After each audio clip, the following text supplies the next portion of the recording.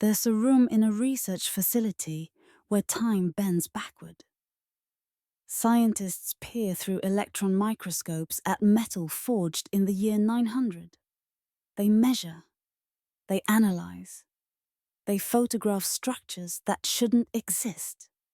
And every measurement confirms what they already suspect but cannot explain. The blade before them possesses properties that modern metallurgy struggles to replicate. Damascus steel. The name carries weight among those who understand metal. These weren't ordinary swords. They bent without breaking. Their edges held sharpness through decades of use. Patterns rippled across their surfaces like water frozen mid-flow. Warriors trusted their lives to these blades. Collectors pay fortunes for surviving examples. And metallurgists admit, quietly, that something essential has been lost.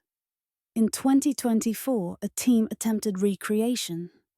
They had access to every advantage. Electron microscopes revealed the original's atomic structure. Computer simulations modeled the forging process. Temperature-controlled furnaces eliminated guesswork. They followed the science precisely. The resulting blade looked similar.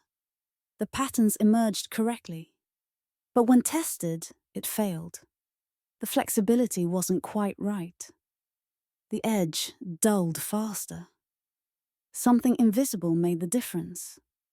The original blade, lying beside the modern attempt, seemed to mock their efforts.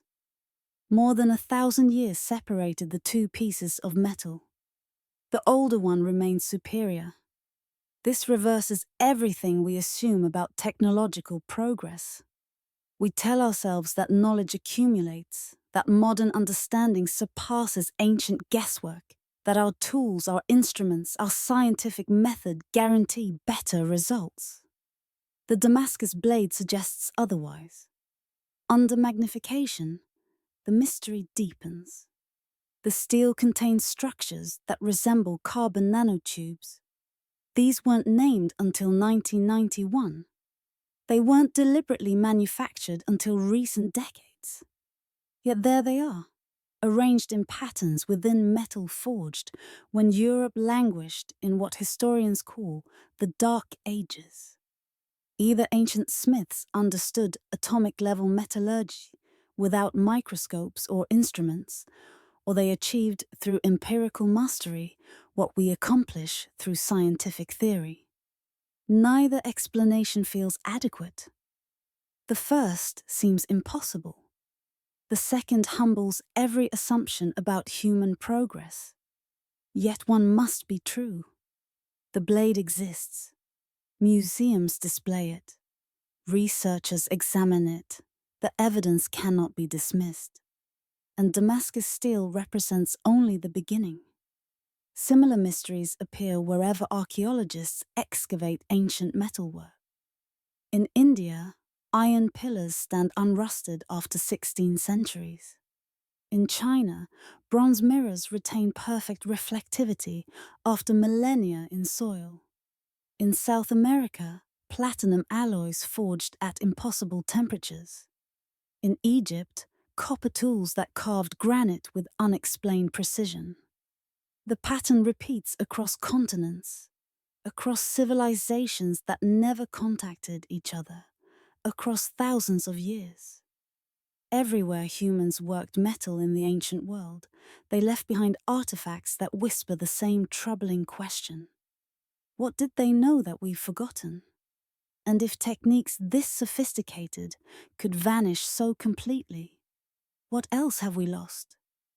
The Damascus blade offers no answers. It simply exists, impossible and real, challenging every comfortable assumption about the linear march of human knowledge. The journey to understand how ancient artisans forged indestructible metals begins here with this single paradox. But the mystery extends far deeper than one legendary steel. The Damascus blade was never alone. Across the ancient world, metalworkers created objects that defy modern understanding. Plot them on a map and a disturbing pattern emerges. Geography doesn't matter. Timeline doesn't matter.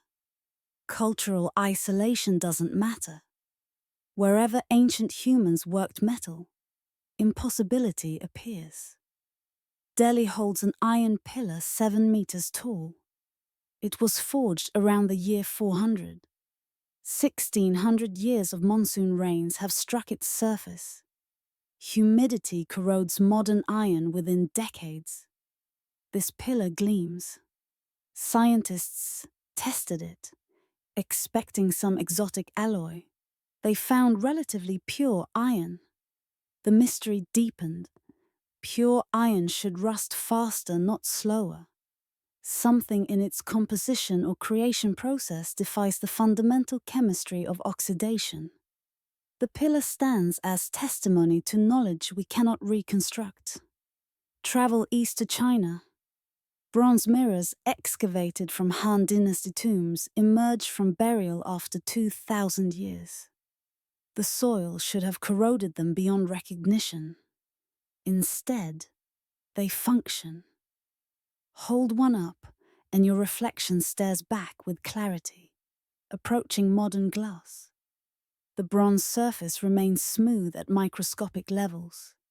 Creating such precise flatness by hand seems impossible. Maintaining it through millennia underground seems more impossible still. Yet archaeologists retrieve these mirrors regularly. Each one poses the same unspoken question. Cross the Pacific to South America. Pre-Columbian jewelers worked platinum. This presents an immediate problem. Platinum melts at 1768 degrees Celsius. Ancient forges, burning wood or charcoal, shouldn't reach such temperatures. Even if they did, manipulating molten platinum requires tools and techniques far beyond what we credit to pre-industrial metallurgy. Yet platinum artifacts exist in museum collections. The jewelry displays sophisticated craftsmanship. Someone created these pieces. Someone mastered temperatures and techniques that shouldn't have been accessible. Egypt offers copper tools discovered near granite monuments. The tools show signs of use. The granite shows precise cuts. Modern stone carvers struggle to cut granite with copper. The metal is too soft. It deforms against the stone's hardness. Ancient Egyptian copper tools should have been useless for stonework. They weren't. Either the copper possessed properties we cannot replicate, or the techniques employed physics we don't understand, or both. The monuments stand. The tools exist. The mystery remains unsolved. These aren't isolated anomalies. In Japan, sword blades combine hard edges with flexible spines through differential tempering that modern blacksmiths struggle to reproduce.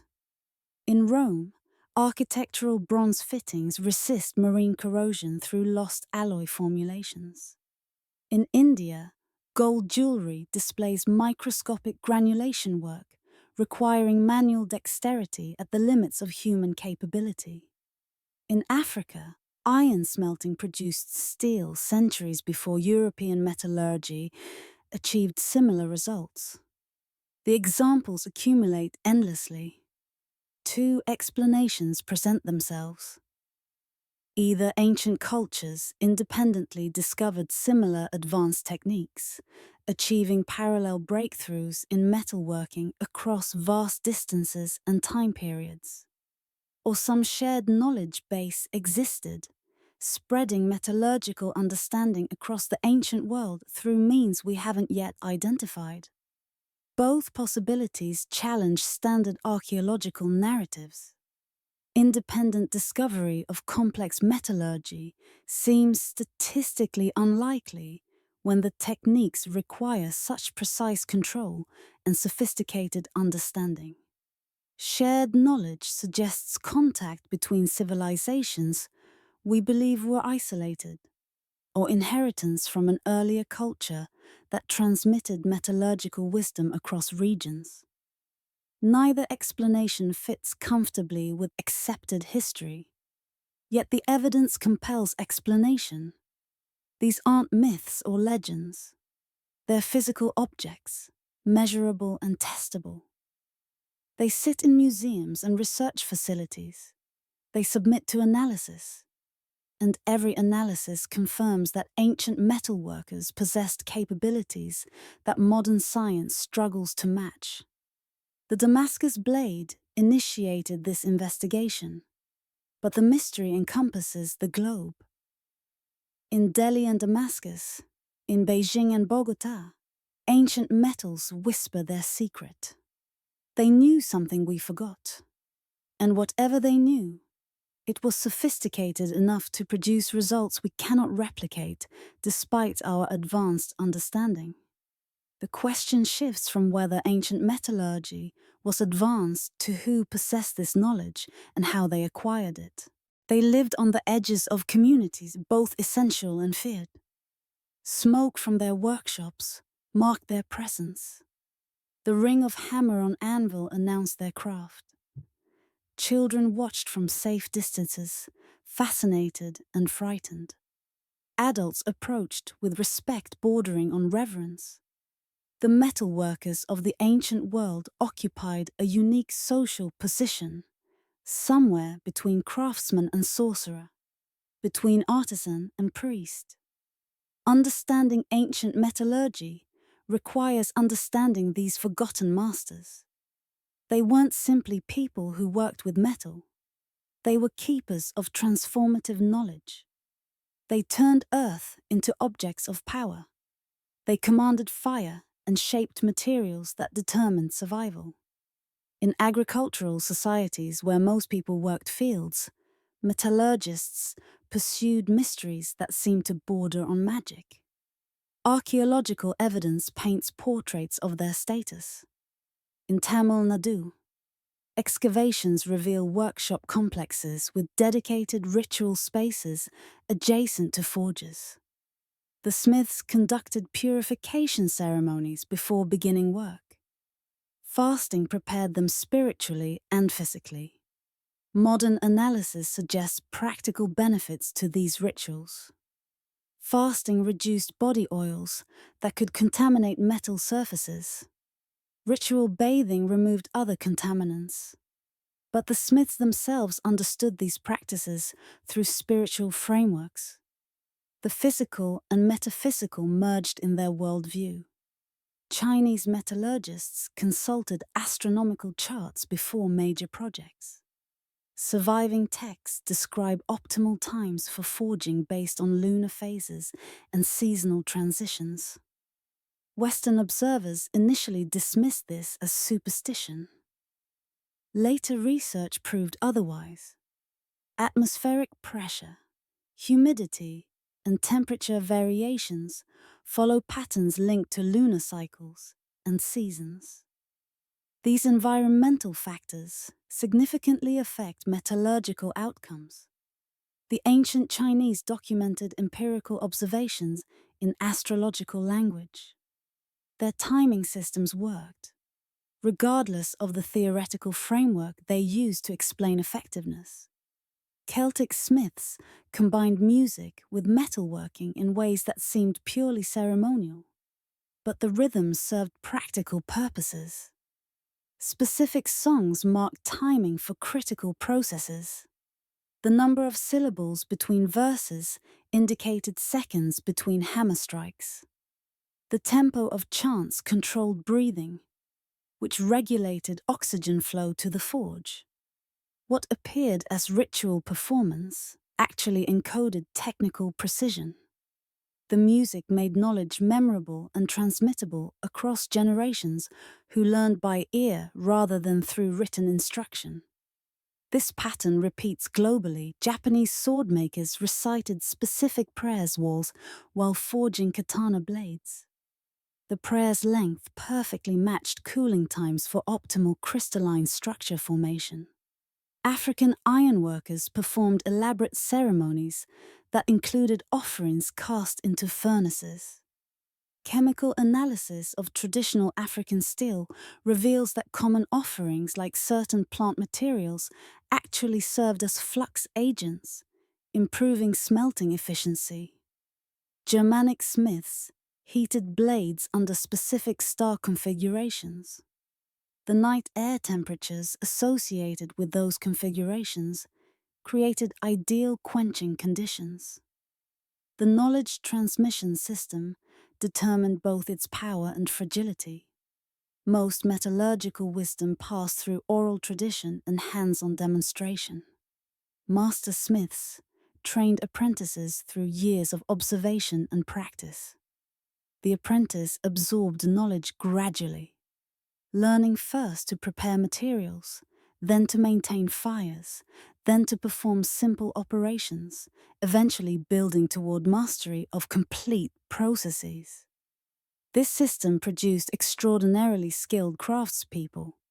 It also made the knowledge vulnerable. Written records rarely captured metallurgical techniques in detail. When texts exist, they often employ deliberately obscure language, protecting guild secrets from outsiders.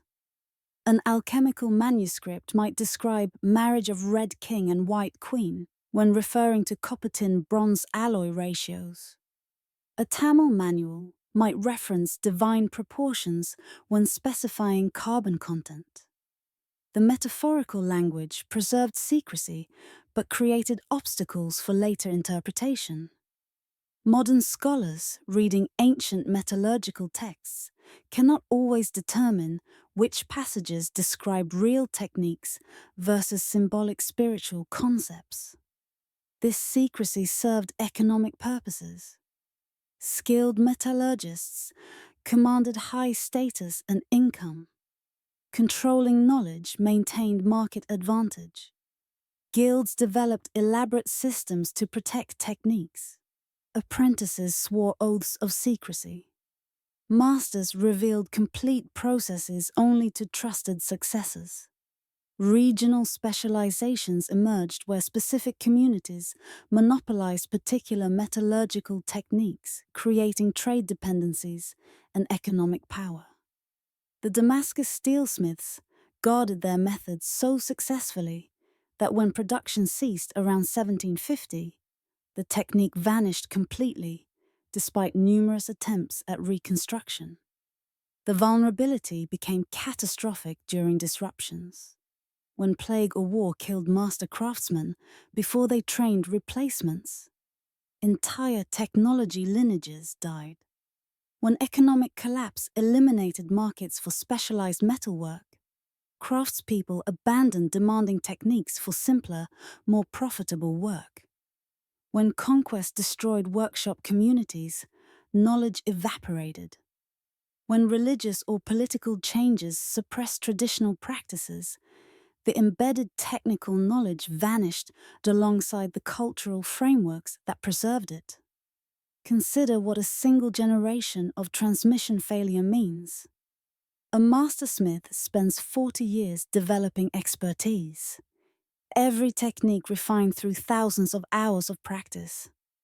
Every successful result built on decades of experimentation and observation. All that accumulated knowledge exists primarily in the practitioner's hands, eyes, and intuition. If they die before adequately training apprentices, everything disappears.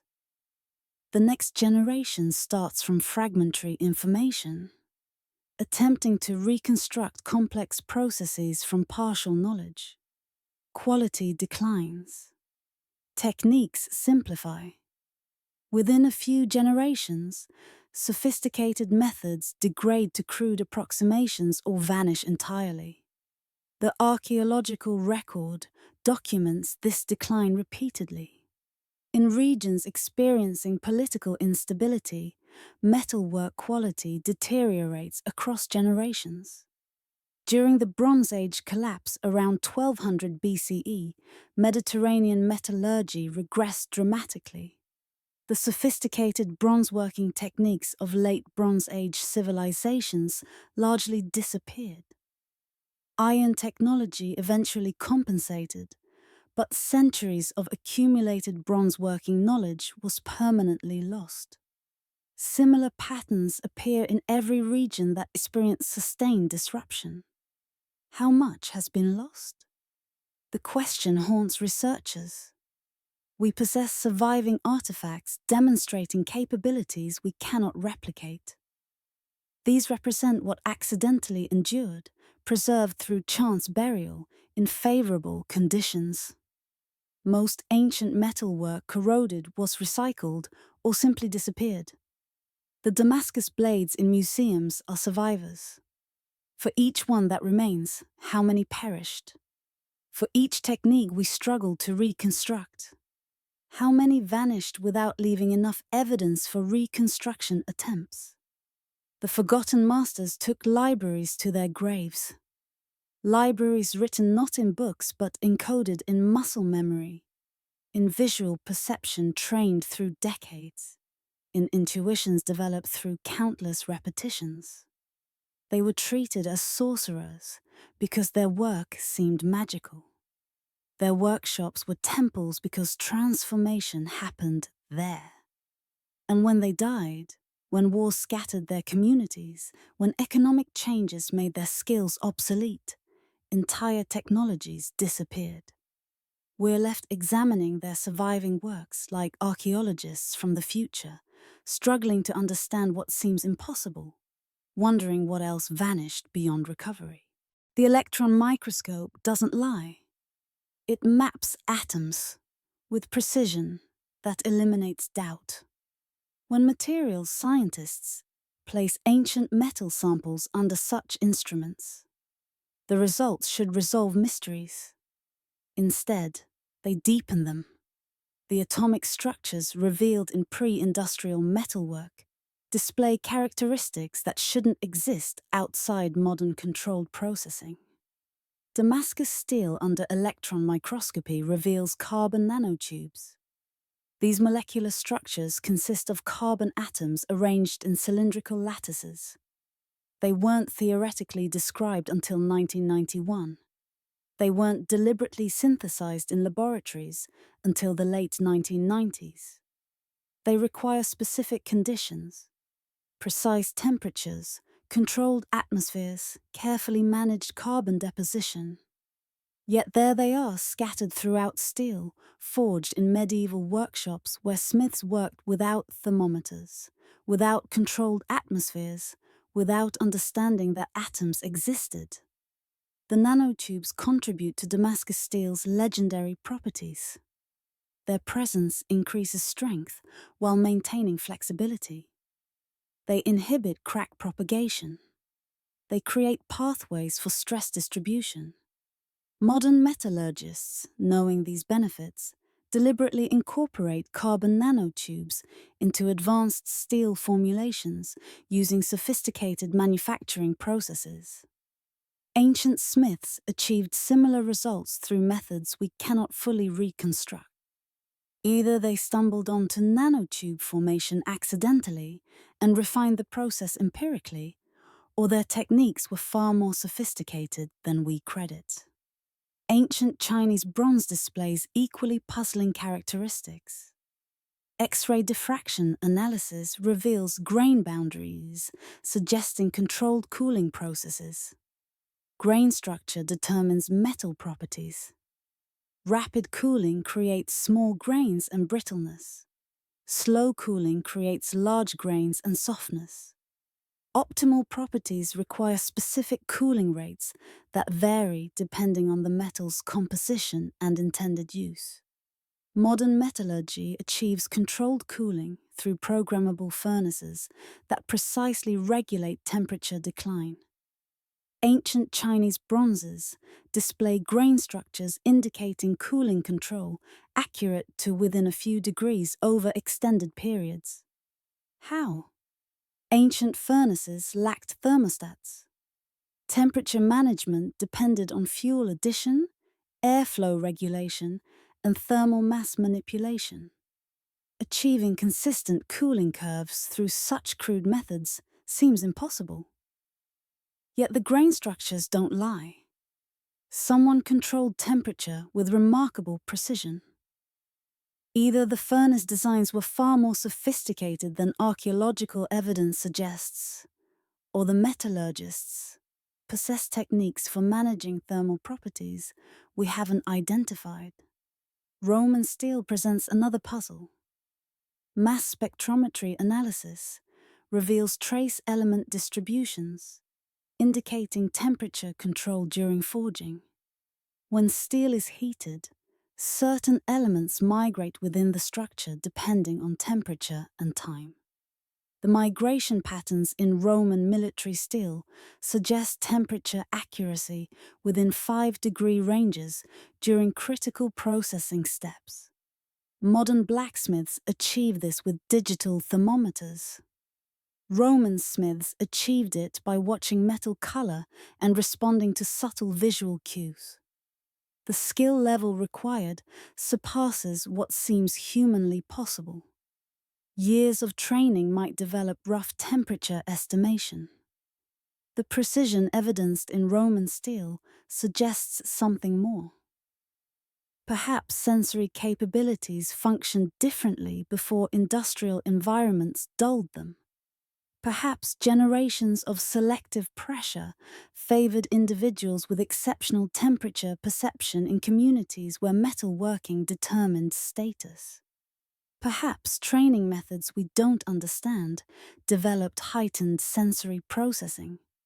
Regardless, the results demonstrate capabilities we struggle to match even with instruments. The mysteries multiply under analysis. Ancient metals sometimes contain trace elements that improve properties but shouldn't be present.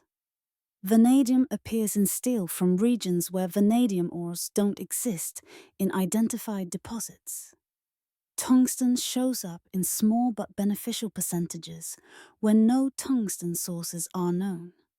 Specific combinations of manganese and phosphorus that enhance particular properties appear in exactly the ratios that maximize those properties. 3 explanations compete.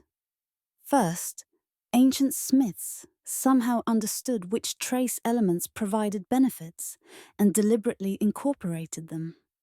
This requires knowledge of metallurgical chemistry without atomic theory.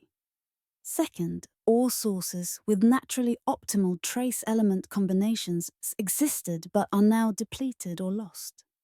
This explains composition but not processing precision. Third, thousands of years of empirical experimentation produced working formulas without understanding why they worked.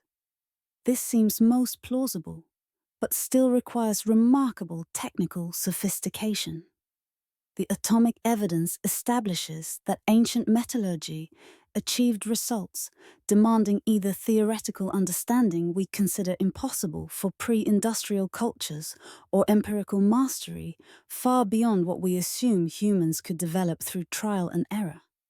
Neither option fits comfortably with our assumptions about technological progress and the necessity of scientific theory for advanced engineering. Yet the atoms don't argue. They simply arrange themselves in patterns that document what ancient metallurgists accomplished, regardless of how impossible it seems. The gap between what they could theoretically know and what they demonstrably achieved demands explanation. Understanding that gap requires examining how knowledge functioned without instruments. Temperature determination might seem impossible without thermometers. Yet watch a traditional blacksmith work. They heat metal in the forge. Periodically they withdraw it, examining the color: dark red, cherry red, orange, yellow, white. Each color corresponds to a specific temperature range. The smith reads the color and makes decisions. That metal is ready for this operation. That metal needs more heat for that operation. The color tells them everything thermometers tell modern metalworkers. But how accurate can visual temperature assessment really be? Research with master blacksmiths provides surprising answers. Experienced practitioners distinguish temperature differences of 20 degrees by color perception. Some claim accuracy within 10 degrees. Testing confirms their assessments match thermometer readings within those ranges. The human eye, properly trained, functions as a remarkably precise temperature instrument. Training develops this capability. Apprentices spend years observing metal colors. They watch masters work. They attempt operations themselves and see results. They learn which colors produce successful outcomes for specific techniques. They develop mental libraries associating colors with temperatures with results. Eventually, the knowledge becomes intuitive. They don't think this color equals this temperature equals this operation. They simply see the metal and know whether it's ready. Other senses provide additional information. Sound reveals metallurgical states. Strike heated metal with a hammer. The ring changes with temperature and structure. High-pitched rings indicate hardness. Dull thuds indicate softness. Experienced smiths hear properties in those sounds. Spark patterns indicate carbon content. High-carbon steel produces long yellow-white sparks with many branches. Low-carbon iron produces short reddish sparks with few branches. Watch the sparks when grinding and estimate carbon content with reasonable accuracy. The smell of the forge provides cues. Certain temperatures produce distinctive odors as surface impurities burn off. Different metals smell differently at working temperatures. Copper smells different from iron, smells different from steel. Experienced metalworkers identify materials and approximate temperatures by smell, especially in workshops where multiple operations occur simultaneously. Touch, used carefully, supplies information. Metal surface texture changes with temperature and crystalline structure. The resistance felt when filing or scraping indicates hardness. The way metal deforms under hammer blows reveals malleability and readiness for shaping. The vibration feedback through hammer and anvil communicates information about internal structure to those trained to interpret it. This multisensory knowledge system produced remarkable results. Traditional Japanese swordsmiths achieved differential hardening by observing color gradients across blades during quenching. The technique creates hard edges capable of holding sharpness combined with flexible spines resistant to shattering. The smiths coat different blade sections with varying clay thicknesses. The clay affects cooling rates. During quenching, they watch color transitions. The edge should reach a specific color, indicating complete austenitization. The spine should maintain a different color, indicating a different thermal state. The quench happens at precisely the moment when colors indicate readiness. The entire decision process takes seconds and relies entirely on visual assessment. Modern attempts to recreate the technique using thermometers and controlled environments struggle to match traditional results. Traditional Tamil smiths, working wootz steel, determined carbon saturation by listening to the sound of the charge in the crucible. As carbon dissolved into iron, the material's acoustic properties changed. Experienced smiths identified optimal carbon absorption by sound, regulating crucible temperature and duration to achieve desired steel qualities. Testing their steel shows carbon contents consistent to within narrow ranges. indicating the acoustic method provided accurate feedback, despite having no theoretical understanding of why sounds changed. This wasn't primitive guesswork producing unreliable results. This was sophisticated empirical methodology producing repeatable outcomes, the knowledge required decades to develop. It demanded extraordinary perceptual acuity. It needed systematic experimentation across generations to refine techniques. But it worked. They couldn't see atoms.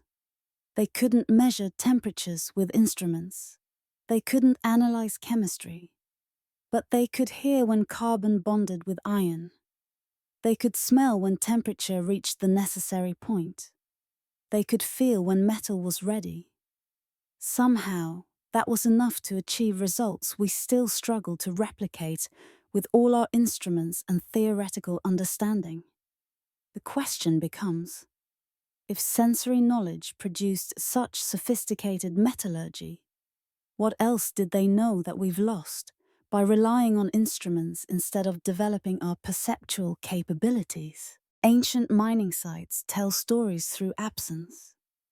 Archaeologists excavate areas where historical records indicate iron ore extraction. They find tunnels, slag heaps, processing facilities. But the ore veins are exhausted.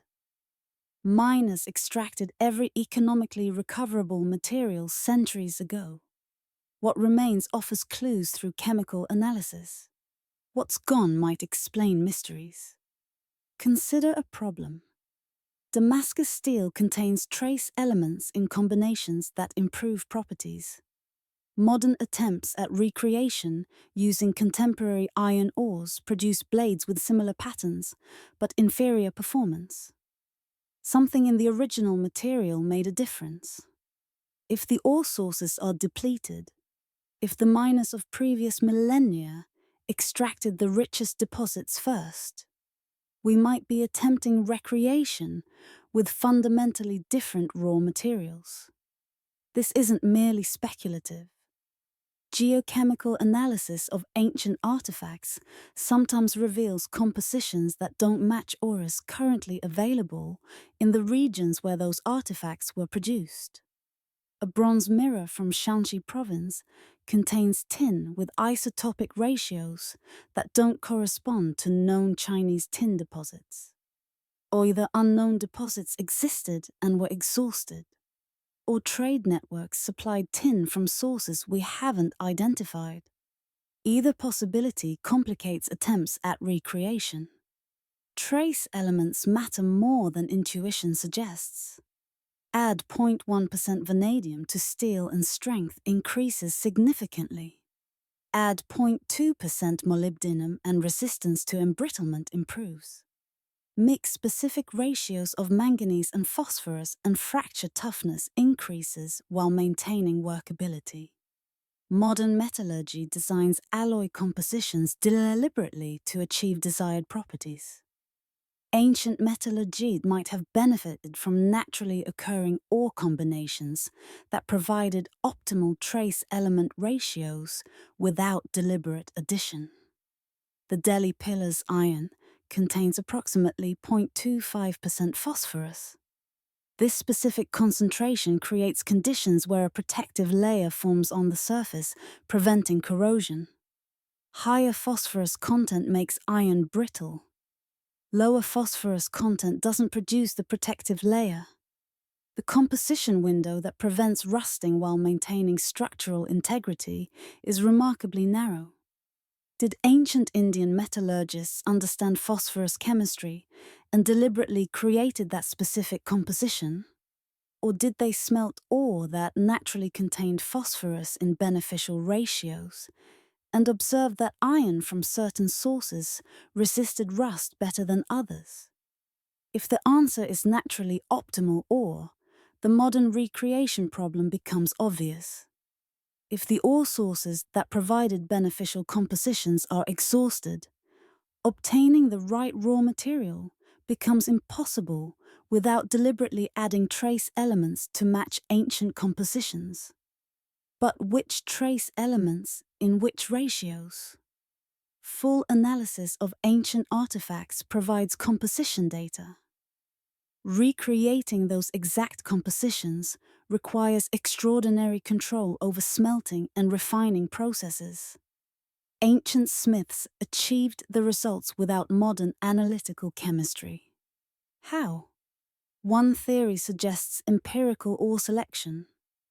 Smiths working over generations would notice that ore from specific mines produced better results. They would preferentially source material from those locations. They might not understand why that ore was superior. They didn't need to understand. They only needed to recognize that metal forged from certain ore sources consistently outperformed metal from other sources. Knowledge accumulates. This mine produces good bronze. That mine produces poor bronze. This other mine produces excellent steel. Use the right sources and results improve. Regional specialization in ancient metalworking supports this theory. Certain areas gained reputations for specific metal products. South Indian wood steel, Spanish steel, Nordic iron, Roman bronze. The reputations reflected genuine quality differences. Those differences plausibly originated from local ore properties, combined with techniques optimized for working those specific materials. When ore deposits exhausted, quality declined. When trade routes shifted, removing access to optimal sources, production deteriorated. Archaeological surveys attempt to locate ancient mining sites. Geochemical mapping identifies ore deposits with compositions matching ancient artifacts. Some success has occurred. Researchers have found abandoned mines where ore samples show trace element profiles similar to ancient metalwork from those regions.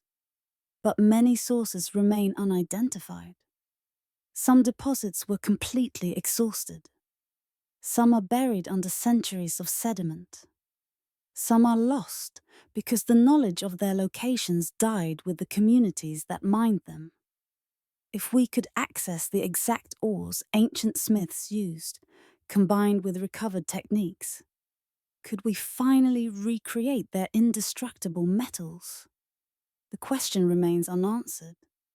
Materials science suggests that ore composition alone doesn't fully explain ancient metallurgical achievements. Processing matters at least as much as source material. But source material matters more than modern metallurgy often acknowledges. The ore that vanished might have taken secrets with it. Secrets hidden in trace elements and isotope ratios, in mineral combinations that no longer exist in accessible deposits. What's lost in the earth might be as significant as what's lost in technique. The process seems simple in description. Take 2 billets of iron with different carbon contents. Heat them together until they bond. Hammer them into a single piece. Fold the metal. Repeat. Each fold doubles the layer count. 10 folds create 1024 layers. 15 folds create 32,768 layers. The mathematics are straightforward. The execution is anything but. Temperature must stay within a narrow range. Too hot and decarburization occurs, carbon burning out of the steel, destroying the property differences between layers that make the technique effective. Too cool, and the layers won't bond properly, creating weak points where the blade will eventually separate. The forge provides heat, but controlling that heat demands constant attention. Fuel addition, airflow adjustment, position of the metal within the fire. The smith orchestrates these variables continuously, maintaining temperature through sensory feedback rather than instruments. The hammer work requires precision most people never develop in any physical skill. Strike too hard and the metal thins too quickly in some areas while remaining thick in others, creating uneven layer structure. Strike too softly and the layers don't bond. Strike with uneven pressure and the pattern distorts. Every blow must land with exact force at the exact angle at the exact location. Hundreds of strikes per fold, 15 folds, thousands of hammer blows, each one controlled to within tolerances that would challenge a machine. The timing matters as much as technique. The metal loses heat as you work it. Remove the billet from the forge and you have perhaps 90 seconds before temperature drops below the bonding range. In those 90 seconds, execute the necessary hammer blows. Then return the metal to the forge. Wait too long before the next heat and internal stresses develop. Reheat too quickly, and thermal shock creates cracks. The rhythm becomes meditative. Heat, hammer, return to forge, wait. Heat, hammer, return to forge, wait. 500 cycles. Get it wrong once, and the blade shatters during testing or use. Get it right, and you've created something that will function for centuries. The patterns that emerge tell stories to trained eyes. Straight lines indicate simple folding. Complex designs require twisting the billet during folding, creating spiral patterns. Some smiths developed signature patterns, recognizable to those familiar with their work. The patterns aren't merely decorative. They indicate layer structure, which indicates properties. A knowledgeable buyer examining a pattern-welded blade could estimate quality by reading the surface patterns like text. Why did pattern welding develop? The standard explanation involves iron quality. Ancient iron often contained impurities and inconsistent carbon content. Folding homogenized composition while working out slag inclusions. This makes sense for early iron technology. But pattern welding continued long after iron quality improved. High-quality iron sources existed by medieval times. Yet smiths continued pattern welding for premium blades. Why maintain such labor-intensive techniques if they no longer served necessary functions? The layered structure provides mechanical advantages that remain relevant regardless of base material quality. The interfaces between layers inhibit crack propagation. A crack forming in one layer encounters the interface with the next layer, which acts as a barrier. The crack must reinitiate rather than simply continuing through homogeneous material. This substantially increases fracture resistance. A pattern-welded blade can bend further before breaking than a blade of identical average composition without layered structure. For weapons that might mean the difference between surviving battle and dying, the extra toughness justified the extra labor. Different cultures developed pattern welding independently, suggesting the technique emerges naturally from iron's properties when smiths explore what's possible. Vikings created pattern-welded swords. Japanese smiths folded blades. Damascus steel involved layering. Indonesian keris daggers show similar construction. The convergence suggests that prolonged experimentation with iron-carbon alloys leads to discovering layered construction's benefits. It works too well to remain undiscovered by any culture that seriously pursues metallurgical mastery. Modern attempts at recreation reveal how much tacit knowledge the process requires. Detailed written instructions prove insufficient. Watching videos helps, but doesn't capture everything. Only hands-on practice, preferably under a master's guidance, develops the necessary skills. This explains both why the technique spread slowly in ancient times and why it was vulnerable to loss. No amount of written description substitutes for years of apprenticeship. When apprenticeship systems broke down, the knowledge vanished. The process seems simple in description. Take two billets of iron with different carbon contents. Heat them together until they bond. Hammer them into a single piece. Fold the metal. Repeat. Each fold doubles the layer count. 10 folds create 1024 layers. 15 folds create 32,768 layers. The mathematics are straightforward. The execution is anything but. Temperature must stay within a narrow range. Too hot and decarburization occurs, carbon burning out of the steel, destroying the property differences between layers that make the technique effective. Too cool, and the layers won't bond properly, creating weak points where the blade will eventually separate. The forge provides heat, but controlling that heat demands constant attention. Fuel addition, airflow adjustment, position of the metal within the fire. The smith orchestrates these variables continuously, maintaining temperature through sensory feedback rather than instruments. The hammer work requires precision most people never develop in any physical skill. Strike too hard and the metal thins too quickly in some areas while remaining thick in others, creating uneven layer structure. Strike too softly and the layers don't bond. Strike with uneven pressure and the pattern distorts. Every blow must land with exact force at the exact angle at the exact location. Hundreds of strikes per fold, 15 folds, thousands of hammer blows, each one controlled to within tolerances that would challenge a machine. The timing matters as much as technique.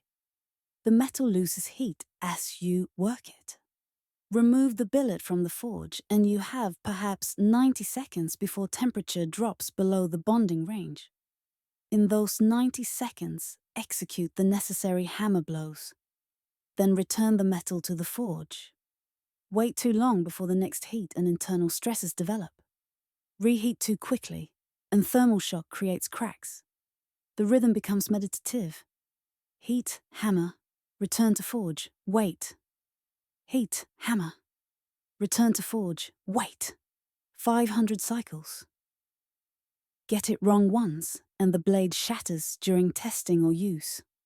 Get it right, and you've created something that will function for centuries. The patterns that emerge tell stories to trained eyes. Straight lines indicate simple folding. Complex designs require twisting the billet during folding, creating spiral patterns. Some smiths developed signature patterns, recognizable to those familiar with their work. The patterns aren't merely decorative. They indicate layer structure, which indicates properties. A knowledgeable buyer examining a pattern-welded blade could estimate quality by reading the surface patterns like text. Why did pattern welding develop? The standard explanation involves iron quality. Ancient iron often contained impurities and inconsistent carbon content. Folding homogenized composition while working out slag inclusions. This makes sense for early iron technology. But pattern welding continued long after iron quality improved. High-quality iron sources existed by medieval times. Yet smiths continued pattern welding for premium blades. Why maintain such labor-intensive techniques if they no longer served necessary functions? The layered structure provides mechanical advantages that remain relevant regardless of base material quality. The interfaces between layers inhibit crack propagation. A crack forming in one layer encounters the interface with the next layer, which acts as a barrier. The crack must reinitiate rather than simply continuing through homogeneous material. This substantially increases fracture resistance. A pattern-welded blade can bend further before breaking than a blade of identical average composition without layered structure. For weapons that might mean the difference between surviving battle and dying, the extra toughness justified the extra labor. Different cultures developed pattern welding independently, suggesting the technique emerges naturally from iron's properties when smiths explore what's possible. Vikings created pattern-welded swords. Japanese smiths folded blades. Damascus steel involved layering. Indonesian keris daggers show similar construction. The convergence suggests that prolonged experimentation with iron-carbon alloys leads to discovering layered construction's benefits. It works too well to remain undiscovered by any culture that seriously pursues metallurgical mastery. Modern attempts at recreation reveal how much tacit knowledge the process requires. Detailed written instructions prove insufficient. Watching videos helps, but doesn't capture everything. Only hands-on practice, preferably under a master's guidance, develops the necessary skills. This explains both why the technique spread slowly in ancient times and why it was vulnerable to loss. No amount of written description substitutes for years of apprenticeship. When apprenticeship systems broke down, the knowledge vanished. 30 research teams across 4 continents have attempted full recreation. Each team brings expertise in metallurgy, access to laboratory equipment, and determination to solve a puzzle that has frustrated their predecessors. They study every available text. They examine surviving examples with electron microscopes and spectrometers. They control variables ancient smiths never controlled. They fail. The katana blade's differential hardening represents perhaps the most analyzed yet least successfully replicated ancient technique. The process appears straightforward in description. Coat the blade with clay, thick along the spine, thin along the edge. Heat the blade uniformly. Quench it rapidly. The clay insulation causes different cooling rates. The edge cools quickly, forming hard martensite. The spine cools slowly, forming tougher pearlite and bainite. The result combines contradictory properties: a cutting edge, hard enough to hold sharpness, and a spine flexible enough to resist breaking. Modern metallurgists achieve similar results, using controlled furnaces and precisely timed quenches. But their blades lack the exact combination of hardness and toughness that traditional katanas display. Something about the traditional process produces a microstructure. Modern methods don't replicate. Perhaps the clay composition matters more than recognized. Perhaps the heating process, using charcoal forge rather than controlled furnace, creates subtle thermal gradients that affect final structure. Perhaps the quenching technique involves motion patterns not captured in surviving descriptions. Something remains missing. Chinese bronze casting presents different mysteries. Ancient vessels display wall thicknesses under 1 millimeter across complex curved surfaces. The molds required to produce such castings would need to match internal and external surfaces precisely, with gaps of less than 1 millimeter maintained consistently across the entire 3-dimensional form. Creating such molds challenges modern precision manufacturing. Creating them with ancient tools seems impossible. Yet museum collections contain dozens of examples. Someone knew how. The temperature control required compounds the mystery. Bronze contracts as it solidifies. In thin-walled castings, this contraction can pull the metal away from mold surfaces, creating gaps that fill with air instead of metal. Preventing this requires controlling cooling rates precisely, keeping the metal fluid long enough to compensate for contraction while avoiding the defects that occur if cooling is too slow. Ancient Chinese foundries achieved this consistency across production runs. The vessels show remarkably few casting defects. Quality control was excellent by any standard. How did they manage such precise control with pre-industrial technology? South American cold working of gold raises questions about mechanical process understanding. Gold. Work hardens when hammered. Continue hammering and eventually it cracks. Avoiding fracture requires annealing, heating to temperature ranges where the crystal structure reorganizes, relieving internal stresses. Ancient Andean jewelers created gold objects that required extensive cold working to shape. The objects show no evidence of cracking. The smiths clearly understood when to anneal.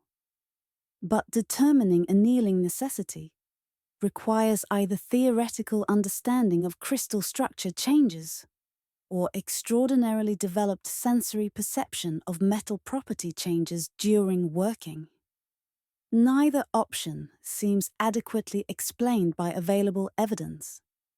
Each failed recreation attempt teaches something. Variables matter that weren't initially considered important. Minor technique differences produce major result differences. The ancient smiths possessed knowledge that existed at levels difficult to articulate in language or capture in written instruction. They knew how things should look, sound, feel at critical moments. They recognized readiness through cues so subtle that observers watching them work couldn't identify exactly what triggered their decisions. Some researchers suggest certain techniques may be permanently lost. If the knowledge was entirely tacit, demonstrated but never explained, then surviving without continuous practice becomes impossible. Written texts can preserve explicit knowledge across gaps in transmission. Tacit knowledge requires unbroken chains of direct teaching. Break the chain and the knowledge vanishes. Modern experimental archaeologists work backwards from surviving artifacts, attempting to infer process from product. Sometimes this works. Sometimes they develop techniques that produce similar results through different methods. Whether their methods match ancient practice remains uncertain. The honest response to some ancient metallurgical mysteries is acknowledgement that we don't know. We understand what they achieved. We see the evidence under microscopes and in mechanical testing. We cannot fully explain how they achieved it. Perhaps future research will reveal answers. Perhaps new analytical techniques will identify the missing elements. Perhaps experimental archaeologists will eventually recreate every ancient technique successfully. Or perhaps some knowledge is simply gone, carried to graves by the last masters who possessed it, lost beyond recovery. The ancient methods produced results that shouldn't be possible, and we still don't know why they worked. Stand in the courtyard of Delhi's Qutb complex, and you face an anomaly. 7 meters of iron rise before you, forged during the Gupta Empire around the year 400. The pillar has stood through 16 centuries of monsoon seasons. Rain has struck its surface for over 500,000 days. Humidity surrounds it constantly. Modern iron structures in Delhi rust visibly within decades. This pillar gleams. The paradox shouldn't exist. Iron oxidizes. This is fundamental chemistry, as reliable as gravity. Expose iron to moisture and oxygen and rust forms. The process is inevitable, merely a question of rate. Delhi's climate accelerates corrosion. High humidity provides moisture. Seasonal rains deliver water directly to metal surfaces. Modern iron gates, railings, and structural elements throughout the city demonstrate iron's vulnerability. They corrode, flake, weaken. Maintenance teams constantly battle oxidation, yet this ancient pillar stands pristine. British metallurgists examined it in the early 20th century. They assumed the pillar must be made from some exotic corrosion-resistant alloy. Perhaps bronze mislabeled as iron through historical confusion. Perhaps some compound unknown to Western science. They took samples. They analyzed composition. The results surprised them. The pillar was iron, relatively pure iron, not bronze, not some mysterious alloy, just iron that refused to rust, despite being exactly the kind of iron that should rust. The initial theories collapsed quickly under scrutiny. Perhaps Delhi's climate prevented rusting through some unusual environmental factor. But data contradicted this. Delhi experiences high humidity during monsoon season. Rainfall is substantial. Temperature fluctuations are significant. Every factor that accelerates iron corrosion exists in Delhi. The climate theory died. Script. Perhaps some coating protected the surface. Examination found no evidence of protective layers. No paint, no sealant, no applied surface treatment. The iron surface met air directly. Microscopic analysis revealed metal in contact with atmosphere with nothing between. The coating theory died. Perhaps the pillar's size mattered somehow. Maybe sheer mass provided protection through mechanisms small iron objects didn't possess. Researchers tested this by examining other large iron structures from similar periods. They rusted normally. Size didn't matter. The mass theory died. Each simple explanation encountered evidence that destroyed it. The pillar became increasingly mysterious as explanations failed. What should have been a straightforward example of ancient ironworking transformed into a challenge to fundamental understanding of how iron behaves. The chemistry was clear. Iron plus moisture plus oxygen equals rust. The pillar violated this equation visibly, measurably, impossibly. Modern visitors touch the pillar's surface. A legend claims that standing with your back to the pillar and reaching around to touch your fingers together brings good fortune. Thousands of hands have touched the metal over centuries. The touching has polished certain areas to high sheen, but it hasn't induced corrosion. The oils from human skin, the salts from sweat, the contaminants from thousands upon thousands of hands should have accelerated oxidation. They haven't. The pillar remains intact. Metallurgical researchers publish papers attempting explanation. Each paper acknowledges previous attempts failed. Each proposes new theories. Each theory eventually encounters problems. The Delhi pillar has become famous within materials, science circles precisely because it represents verified impossibility. You can visit it. You can touch it. You can take samples and analyze them in modern laboratories with equipment that reveals atomic structures. And after all that analysis, after all those papers, after all those theories, the fundamental mystery remains. It's iron. It's 1600 years old. It stands exposed to corrosive environment. It doesn't rust. Scientists call it impossible. But there it stands, defying corrosion with a secret forged in the year 400. The solution arrived in the early 2000s through patient research by Indian scientists. They examined the pillar's surface at nanometer scales. They found something previous analysis missed. A protective layer existed after all. But this wasn't applied coating. This was passive layer formed through chemical reaction between the iron's composition and Delhi's environmental conditions. The layer was extraordinarily thin, measured in atoms rather than millimeters. 100 atoms thick, a shield invisible to anything except electron microscopy. The chemistry involves phosphorus. The Delhi pillar's iron contains approximately 0.25% phosphorus. This specific concentration enables a remarkable process.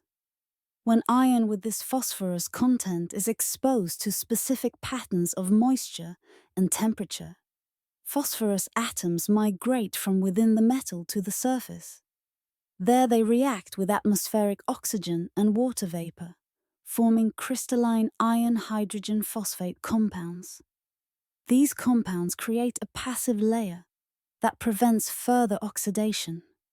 The layer doesn't stop corrosion through barrier protection alone. It changes the electrochemical potential at the metal surface, making the conditions unfavorable for continued rust formation. This discovery partially solved the mystery.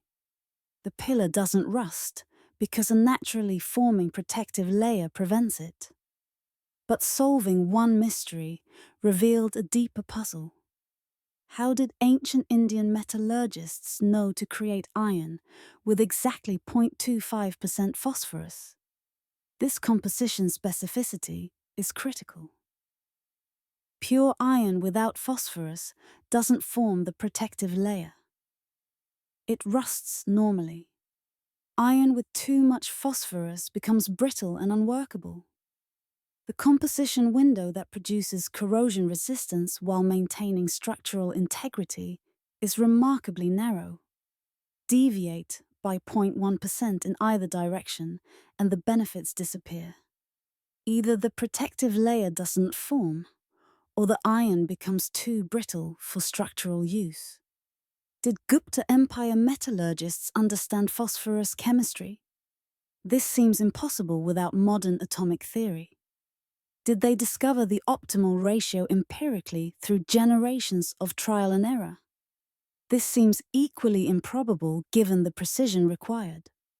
Did they access ore sources with naturally optimal phosphorus content and simply smelt whatever composition the ore provided? This seems most plausible until you examine the smelting processes required. Creating iron with specific phosphorus content demands extraordinary control over smelting conditions. Phosphorus comes from ore, but simply having phosphorus-rich ore doesn't guarantee specific final phosphorus content in the finished iron. Smelting temperature affects how much phosphorus reduces into the iron versus how much escapes in slag. Furnace atmosphere affects phosphorus retention. Duration affects final composition. Achieving 0.25% phosphorus consistently requires controlling multiple variables precisely. Ancient Indian furnaces operated without thermometers, without atmospheric control equipment, without modern process monitoring. Yet they produced iron with phosphorus content within the narrow window required for protection. The phosphorus shield discovery didn't close the investigation. It opened new questions. Researchers now search for evidence of deliberate phosphorus management in ancient Indian ironworking. They examine slag from archaeological sites, looking for patterns suggesting intentional composition control. They analyze other ancient Indian iron artifacts, checking whether corrosion-resistant properties appear systematically or randomly. They investigate ore sources, trying to identify deposits with naturally beneficial phosphorus levels. Some evidence suggests systematic knowledge. Other ancient Indian iron structures show similar corrosion resistance.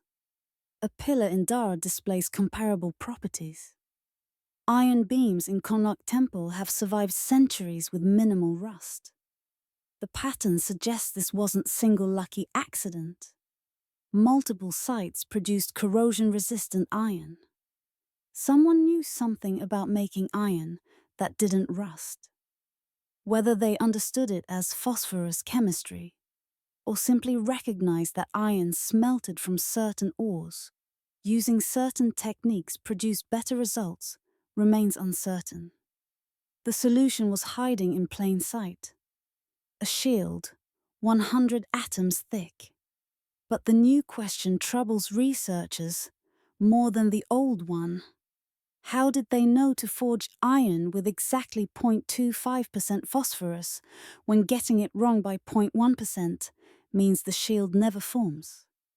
Partial answers often reveal deeper mysteries. The Delhi pillar continues teaching, 16 centuries after its creation. The Delhi pillar stands as the most famous example. But corrosion-resistant ancient metalwork appears globally. Different cultures confronted metal degradation and developed different solutions. Each solution displays sophistication, suggesting systematic understanding rather than fortunate accident. The patterns reveal that ancient metallurgists worldwide engaged seriously with material preservation. Chinese bronze vessels excavated from tombs show remarkable preservation despite burial in acidic soil for millennia. The soil chemistry should have destroyed them. Bronze corrodes in acidic environments. Yet vessels emerge from excavation sites with surfaces intact, sometimes with original decorative details perfectly preserved.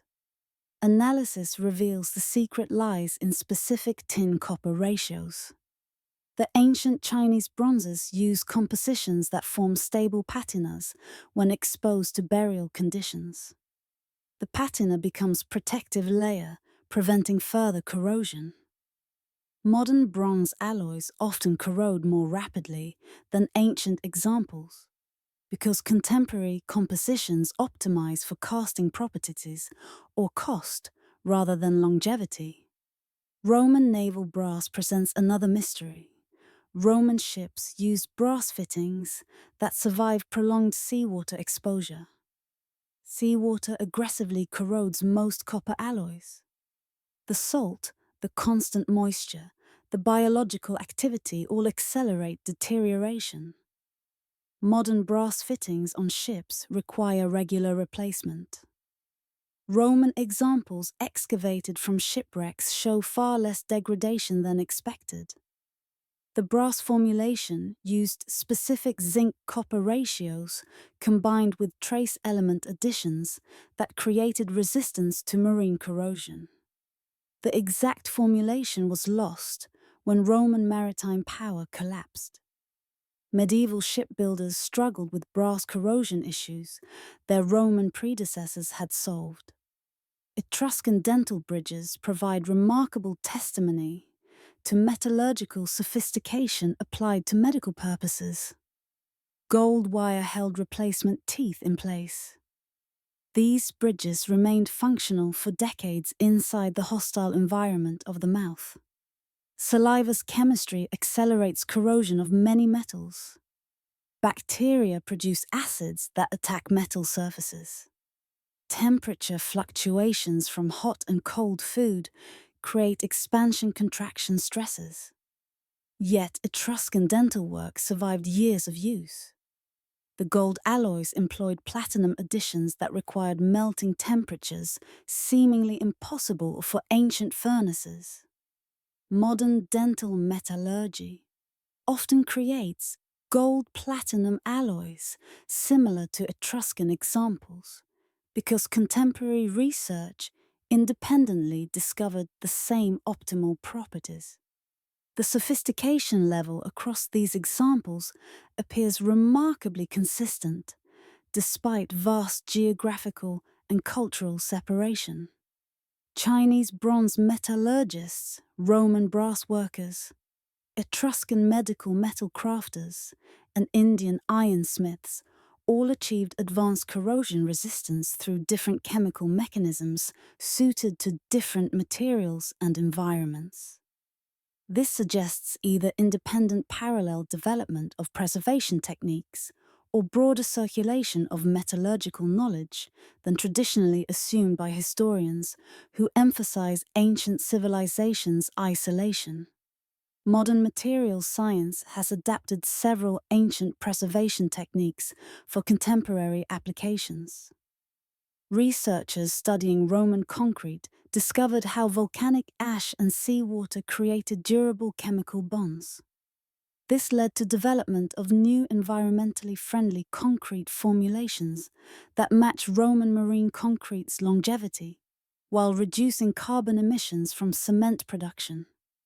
Analysis of Chinese bronze patina chemistry informed modern protective coating development for architectural bronze. Understanding ancient corrosion resistance benefits present technology. The question of whether ancient metallurgists possessed unified corrosion theory or simply accumulated successful empirical results remains debated. Evidence exists for both possibilities.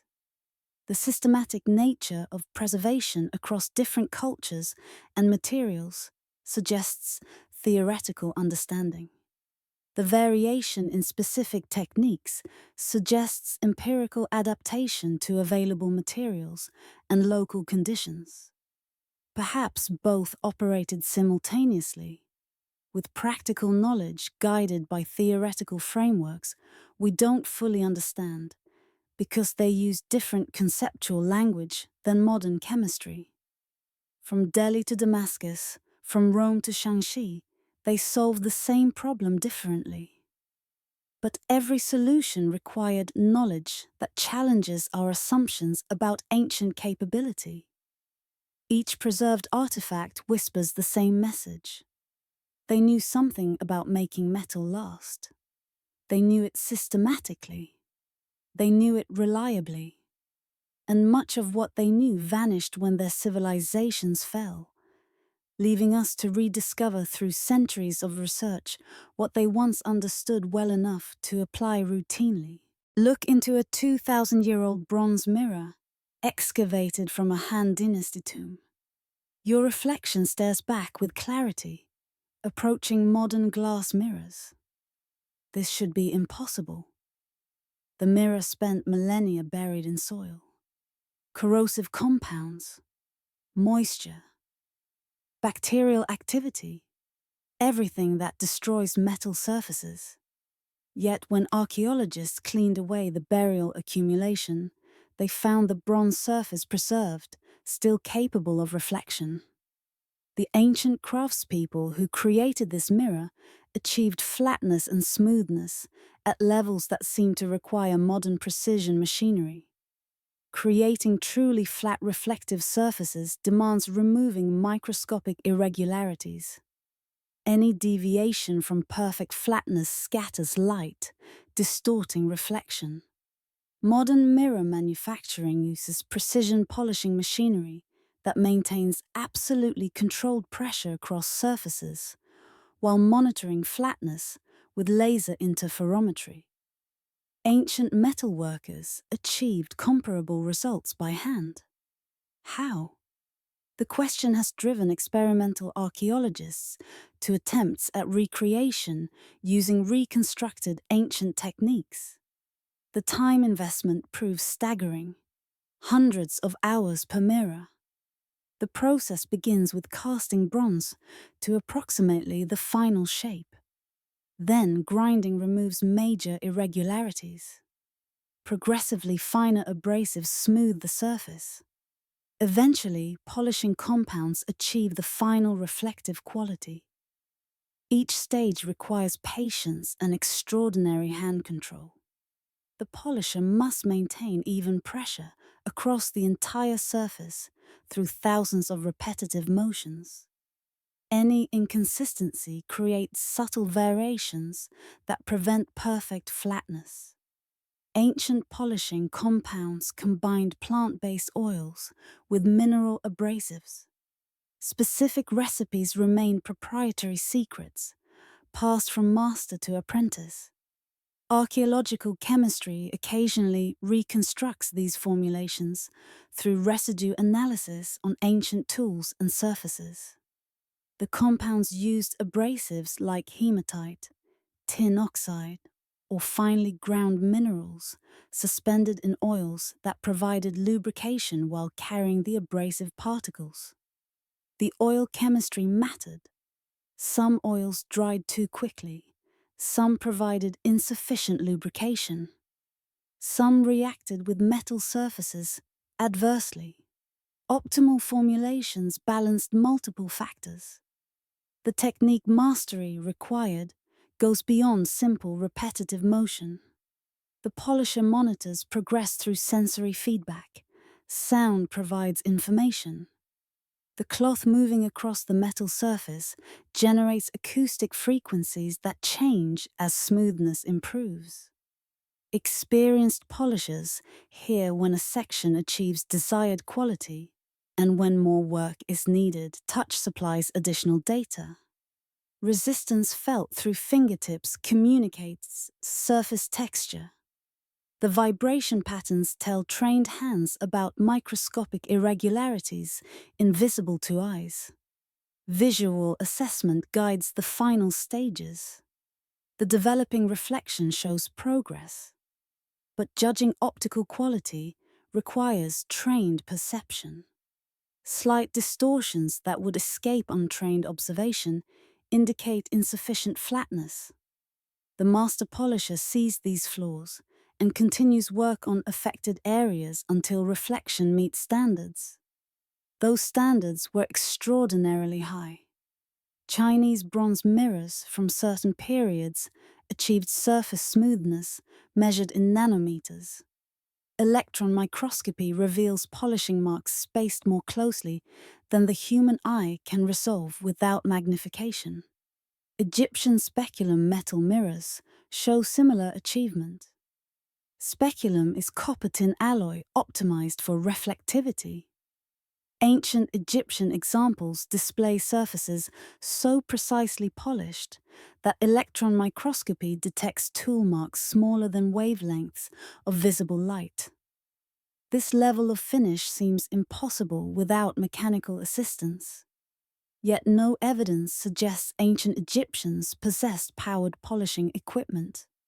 They achieved these results through manual work, technique refinement, and time investment that modern economics would consider irrational.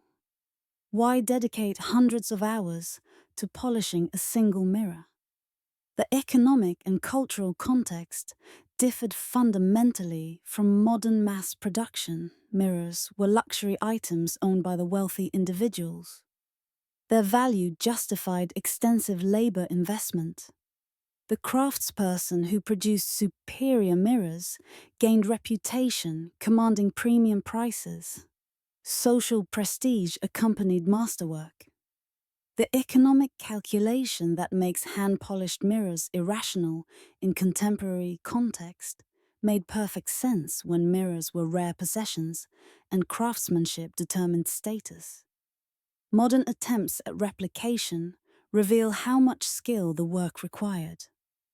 Experimental archaeologists with metallurgical knowledge and manual dexterity spend years attempting to match ancient polishing quality. Most produce results noticeably inferior to ancient examples. The few who approach ancient standards confirm that the technique requires almost superhuman patience and hand skill developed through lifelong dedication. This isn't work you learn through weekend workshops. This is calling pursued through decades of daily practice. The ancient metal workers who created these mirrors possessed not just metallurgical knowledge, but physical mastery at the edges of human capability. They polished the impossible not through technological advantage, but through skill development, pursued with intensity modern culture rarely demands. Their mirrors reflect not just images, but achievement, demonstrating what humans can accomplish when training, time, and cultural value align. The surfaces remain smooth to within nanometers. They polished them by hand. And we still marvel at how, under magnification, the ancient seal reveals its secret. Sanskrit characters engraved into metal surface, so small they're invisible to naked eyes. You can hold the seal, examine it carefully, see nothing unusual. But place it under a microscope and text appears. Perfectly formed letters carved at scale, requiring magnification to read. The engraver worked without optical assistance, without electric light, without mechanical precision tools. Somehow, they executed work at limits of manual dexterity and visual acuity that challenge understanding of human capability. Ancient Chinese seals display micro-engraving that pushes credibility boundaries. Characters measuring fractions of a millimeter, carved with precision that modern engravers using magnifying equipment struggle to match. The tool marks show deliberate strokes, not random scratches. This was intentional work executed with control at microscopic scales. How did they see what they were carving? The question has no satisfactory answer. Limited evidence exists for polished crystal lenses in ancient times, but these provide only modest magnification, insufficient for work at the finest scales. Perhaps pre-industrial populations possessed superior natural vision. Modern humans develop eyesight in environments filled with text and screens, focusing primarily at intermediate distances. Ancient craftspeople worked throughout lives in different visual environments. Perhaps their eyes developed differently. Perhaps they accessed visual acuity ranges modern populations don't achieve. This theory explains some microwork, but fails at the finest scales. Even exceptional natural vision has physical limits determined by our eye anatomy. The smallest ancient engravings fall below those limits. Alternative lighting might enhance detail visibility. Modern electric lighting provides bright uniform illumination that eliminates shadows. Ancient craftspeople used sunlight, fire, oil lamps. These sources create different lighting conditions with potentially advantageous shadow characteristics for certain work. Skilled positioning of light sources can enhance surface texture visibility. Perhaps ancient engravers developed lighting techniques that made microscopic features more visible than they appear under modern lighting. Experimental attempts show some benefit, but insufficient to fully explain finest work. Roman jewelry demonstrates micro-craftsmanship through granulation work. Gold spheres smaller than sand grains attached to surfaces in intricate patterns. Each sphere requires individual manipulation and attachment. The spheres must bond to base metal without visible solder and without melting into shapeless blobs. This demands temperature control precise enough to bring gold to bonding temperature without exceeding its melting point. The temperature window is narrow. Work at microscopic scales where thermal mass is tiny makes control even more difficult.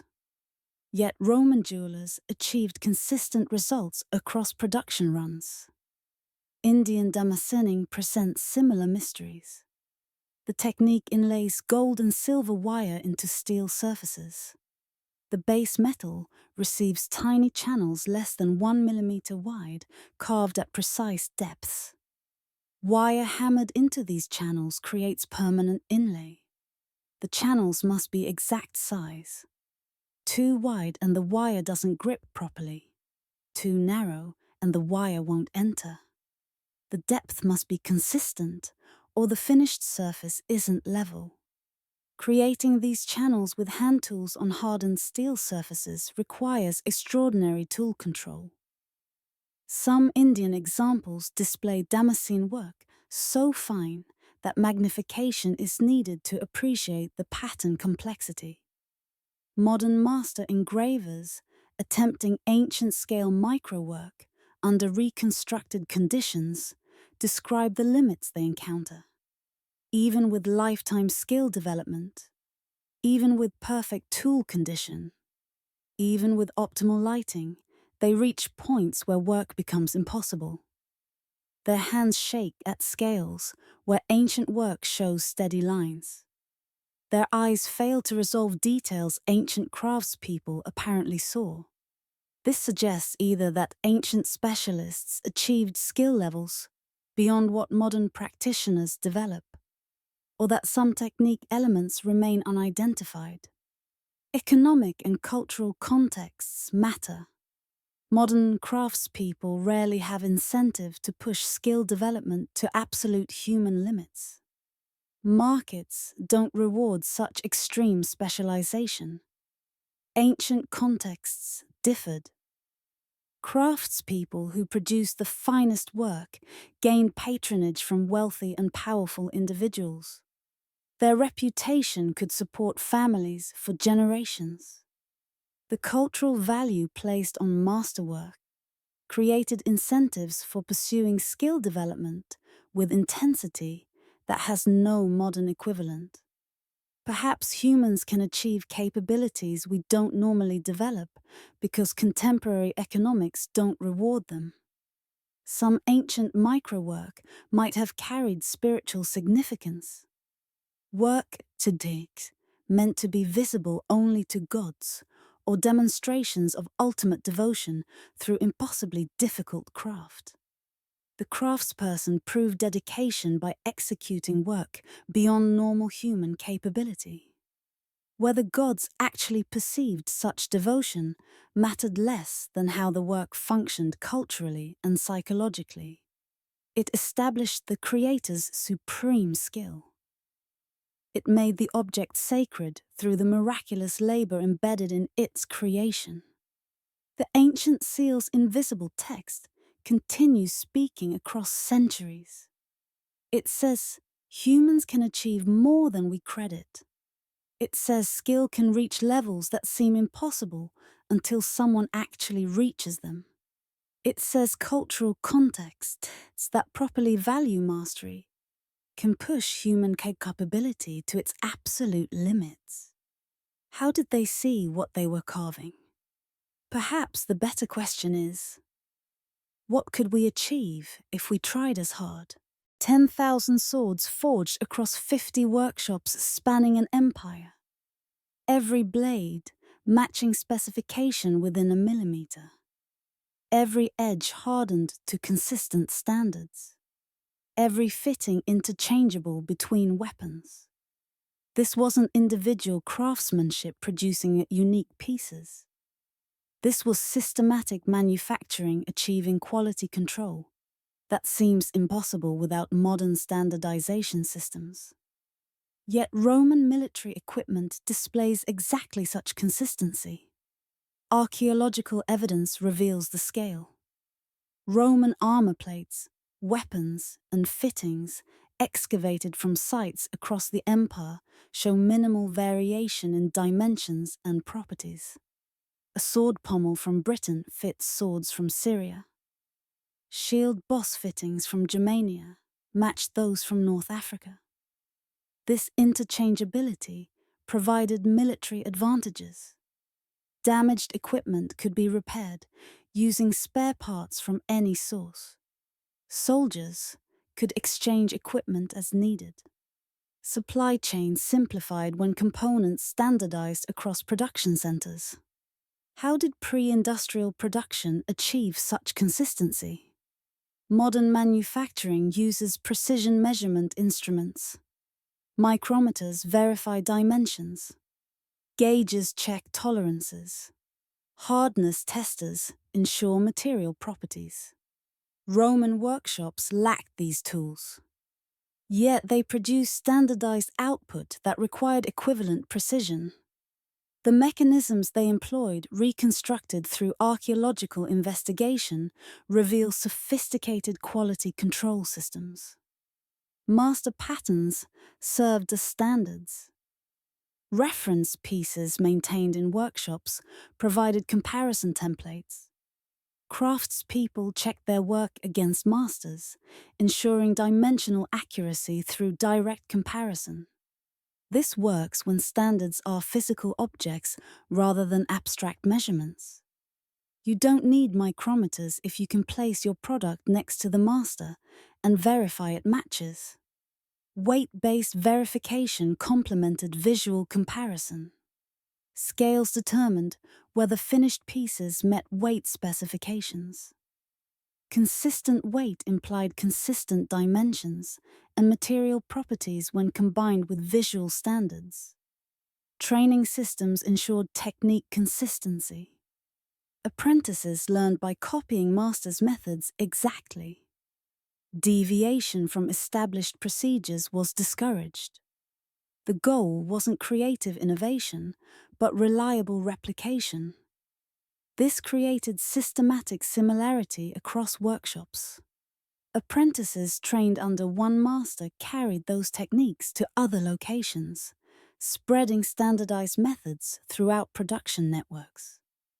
Guild systems reinforced standardization through rules mandating specific techniques and punishing members who deviated from established practices. Quality rejection systems appear in archaeological waste piles. Sites contain discarded pieces showing defects, manufacturing errors, dimensional problems. The rejection rate suggests rigorous quality enforcement. Pieces that didn't meet standards were melted for recycling rather than being sold as acceptable. This maintained reputation and ensured only specification-meeting products entered distribution. The economic loss from rejection created strong incentive for craftspeople to work carefully. Chinese bronze coinage demonstrates large-scale standardization. Millions of coins maintained consistent weight and composition across production runs spanning decades. The coins functioned as currency, requiring public trust in their value. Inconsistent weight or composition would enable fraud, undermining the entire monetary system. Chinese mints achieved necessary consistency through combination of standardized casting molds, composition control systems using reference samples, and weight verification before coins entered circulation. Quality assurance was systematic rather than incidental. The organizational knowledge required for such standardization often receives less attention than technical metallurgical knowledge, but was equally sophisticated. Someone had to design the standardization systems. Someone enforced quality standards. Someone trained craftspeople in standardized techniques. Someone managed logistics of distributing master patterns and collecting production for inspection. The managerial and organizational sophistication supporting ancient standardized production rivaled the technical metallurgical skill. This challenges assumptions that precision manufacturing emerged with Industrial Revolution. Ancient civilizations achieved industrial-scale production quality, using different methods than modern mass manufacturing and annealing, but with comparable results where consistency mattered. The difference was scale and speed, not capability. Modern factories produce millions of units annually. Ancient workshops produced thousands. But the thousands produced but standards that enabled systematic use across large organizations like Roman military or Chinese imperial administration. What organizational and managerial knowledge was lost alongside technical skills? Modern quality control uses statistical process control, measurement instruments, and documentation systems different from ancient methods. When ancient production systems collapsed, the organizational knowledge vanished. We focus on recreating technical metallurgical techniques. But perhaps the managerial systems that made ancient standardization possible are equally worth studying and equally difficult to reconstruct.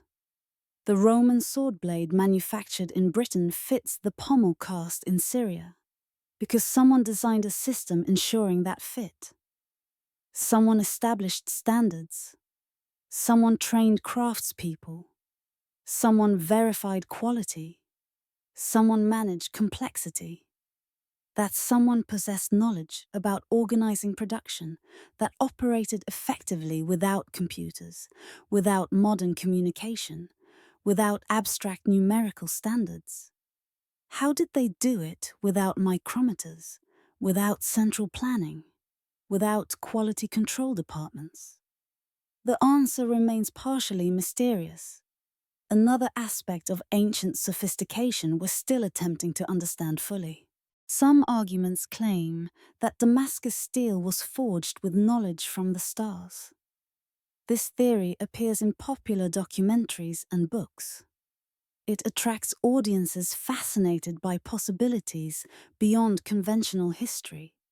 Before dismissing it, the claim deserves examination, not with ridicule, but with evidence.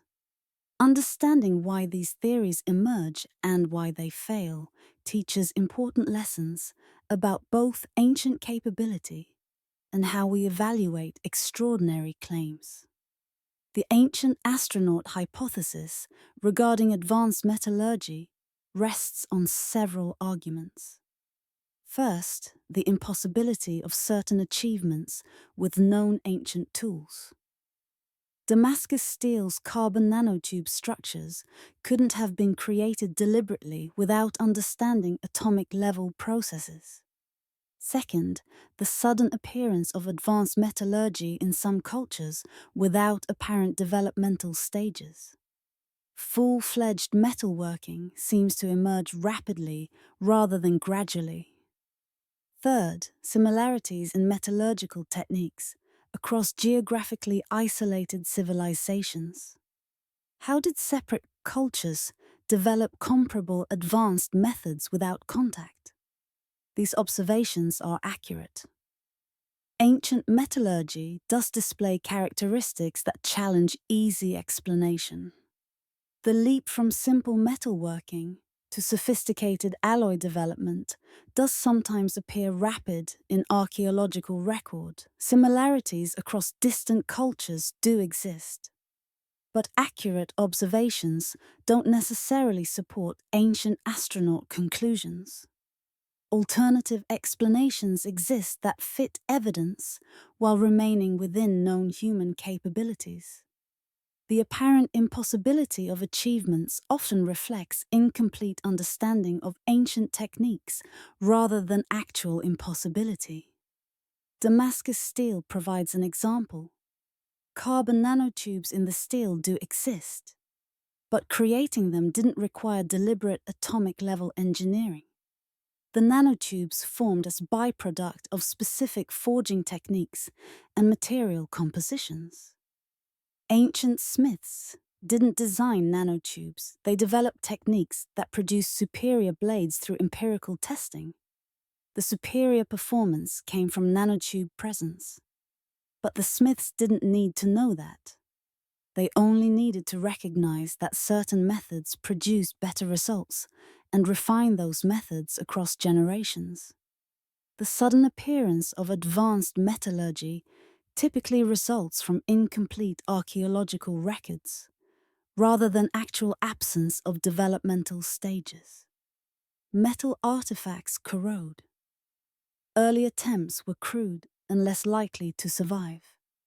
The archaeological record preferentially preserves later, more sophisticated examples because quality metalwork survives longer. When researchers examine regions with excellent archaeological preservation, they find developmental sequences. Metalworking advances through stages of increasing sophistication. The development is logical and traceable when sufficient evidence exists. Similarities across isolated cultures can result from convergent development. Humans everywhere possess similar cognitive capabilities.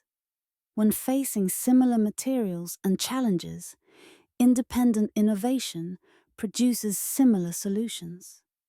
Metalworking with iron, copper, and tin leads to discovering similar techniques because the material's properties channel exploration toward effective methods.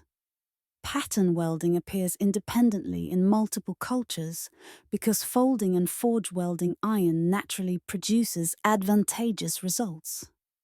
The technique emerges wherever smiths extensively explore iron's possibilities. Contact between supposedly isolated cultures was greater than traditionally assumed. Trade networks connected ancient civilizations across vast distances. Merchants, travelers, and skilled craftspeople moved between cultures, carrying knowledge. Techniques could spread through gradual diffusion without requiring mysterious knowledge transfers. Modern archaeology increasingly documents these ancient connections. The isolation we once assumed was often incomplete. The ancient astronaut theory struggles with absence of predicted evidence. If extraterrestrials taught metallurgy, we'd expect to find artifacts incorporating materials or techniques completely beyond ancient capability. Instead, we find sophisticated use of available materials through techniques that, while challenging, remain within human capacity given sufficient time and motivation. We'd expect writing or imagery depicting technological transfer. Instead, ancient texts describe learning from human masters and gods represented in human-like forms rather than obviously alien beings. Most importantly, ancient astronaut theories aren't necessary to explain evidence. Human capability, given appropriate cultural contexts and sufficient time, explains observed sophistication. Acknowledging ancient achievements as human accomplishments honors our ancestors' intelligence and skill. Attributing their work to alien intervention diminishes human capability. The genuine mysteries in ancient metallurgy don't require supernatural explanations. They require better understanding of human potential when properly motivated and trained. Some argue Damascus steel needed knowledge from stars. Let's examine evidence instead. The evidence points to human achievement, remarkable and sometimes poorly understood, but human nonetheless. What if the ancient metallurgists weren't inventors, but rediscoverers? What if they learned from knowledge written by a civilization that vanished 10,000 years before recorded history? This theory remains within scientific possibility, while pushing against mainstream archaeological consensus. It deserves serious examination because, unlike ancient astronaut theories, this hypothesis doesn't violate physical laws. It merely suggests history is older and more complex than conventional timelines assume. The lost civilization hypothesis proposes that an advanced culture existed before the rise of known ancient civilizations. This predecessor culture developed sophisticated technologies, including advanced metallurgy. Then catastrophic events destroyed it, leaving only fragments of knowledge that later cultures inherited and partially preserved. Several pieces of evidence are cited as support. Geological data shows dramatic global changes around 12,000 years ago. The Younger Dryas impact hypothesis suggests comet strikes caused rapid climate change.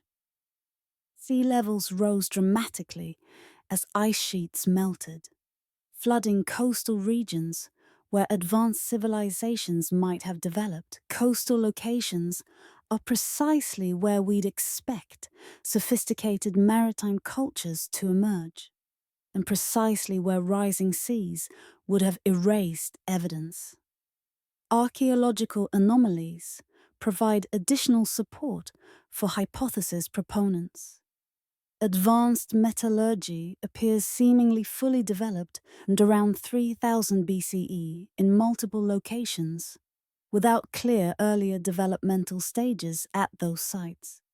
Perhaps development happened elsewhere, in coastal civilizations now underwater, and the techniques spread to surviving inland populations since after the catastrophe.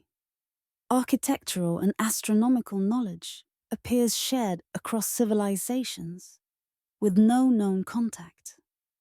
Perhaps this represents inheritance from common predecessor culture that possessed and transmitted this knowledge globally before its destruction. Mythological evidence intrigues researchers. Cultures worldwide preserve legends describing advanced, ancient predecessors who possessed great knowledge and power. Plato's Atlantis is the most famous, but similar stories appear in Sumerian texts, Hindu Puranas, and Native American oral traditions. These myths describe catastrophic destruction by floods or fire, followed by knowledge loss and rebuilding by survivors. The consistency of these narratives across isolated cultures suggests possible basis in historical memory of real events, rather than pure invention. However, the hypothesis faces significant evidential challenges. What physical evidence would we expect from an advanced ancient civilization? Processed materials with properties distinctive from natural substances.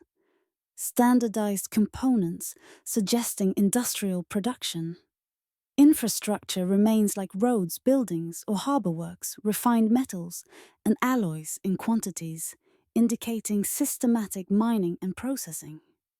Despite extensive geological surveys and underwater archaeology, no such evidence has been found in deposits older than known civilizations. The argument from underwater remains proves problematic. While sea level rise did flood coastal areas, not all evidence would have vanished. Inland sites connected to coastal cultures should show artifacts and remains. Mining sites for metal ores would exist in highlands unaffected by flooding. Trade goods should appear in locations that preserved other archaeological materials. The absence of such evidence is conspicuous. Proponents argue that insufficient underwater archaeology has occurred in relevant locations. But surveys conducted in promising areas have found nothing supporting the hypothesis. Alternative explanations account for apparent sudden appearance of metallurgical knowledge without requiring lost civilizations. Long-distance trade networks connected ancient cultures more extensively than once believed. Knowledge diffusion through these networks could appear as sudden appearance in archaeological record, when actually representing gradual transmission. Independent invention is more common than intuition suggests. Similar human cognitive capabilities facing similar materials produce similar innovations. Metallurgical techniques that seem too sophisticated for independent discovery might actually represent parallel development, where different cultures discovered the same solutions through similar experimental processes. The developmental sequences, when sufficient archaeology exists, show logical progression. In regions with continuous occupation and good preservation, metalworking advances through observable stages. Simple native metalworking precedes smelting. Simple smelting precedes alloy development. Basic alloys precede sophisticated compositions. The progression is visible when looking at complete archaeological records rather than isolated artifacts. This suggests organic development rather than inheritance from vanished predecessors. Current evidence better supports gradualist interpretation with extensive cultural diffusion rather than lost civilization theory. This doesn't completely rule out predecessor cultures. Absence of evidence isn't conclusive evidence of absence. especially for hypothetical coastal civilizations whose remains would be difficult to locate and preserve. But scientific method requires proportion in belief to evidence. Extraordinary claims require extraordinary evidence. The lost civilization hypothesis, while not impossible known, lacks the extraordinary evidence its extraordinary claims require. The theory's appeal reflects genuine wonder at ancient achievements, combined with underestimation of human capability. Ancient metallurgists accomplished remarkable feats. Explaining these feats through inheritance from earlier civilization might seem easier than crediting ancient peoples with independent innovation. But this underestimates ancient intelligence, creativity, and capacity for systematic empirical investigation. They were fully modern humans cognitively. Given motivation and time, they could achieve sophistication without requiring inheritance from mysterious predecessors. What if ancient metallurgists weren't inventors, but rediscoverers? It's possible. But more likely, they were exactly what they appear. Inventors who developed sophisticated techniques through human intelligence, patient experimentation, and cultural transmission across generations. That's impressive enough without requiring lost civilizations. Damascus steel production ceased around 1750. The technique that produced legendary blades for centuries simply stopped. No smiths continued the work. No workshops maintained the tradition. The knowledge evaporated. For the next 250 years, metallurgists attempted recreation. All failed. What we lost in 1750, we can document precisely. We have surviving blades. We have historical references to production. We can trace exactly when and how the technique vanished. This documented loss makes speculation about earlier, undocumented losses credible. If we lost Damascus steel in recorded history, despite active attempts to preserve it, what was lost in periods when disruption was greater and documentation poorer? The causes of Damascus steel's loss are instructive. Multiple factors combined. Trade routes supplying crucial raw materials disrupted. War scattered workshop communities. Economic changes made expensive traditional production less profitable than cheaper alternatives.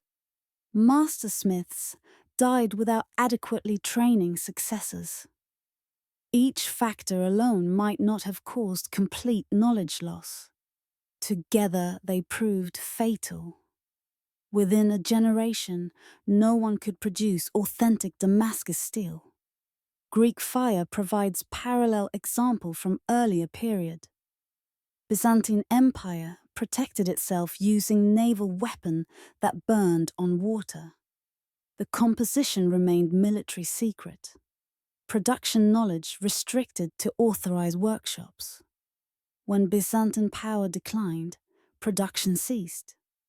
The formula was lost. Modern analysis of historical descriptions and archaeological residues suggests naphtha-based incendiary mixture.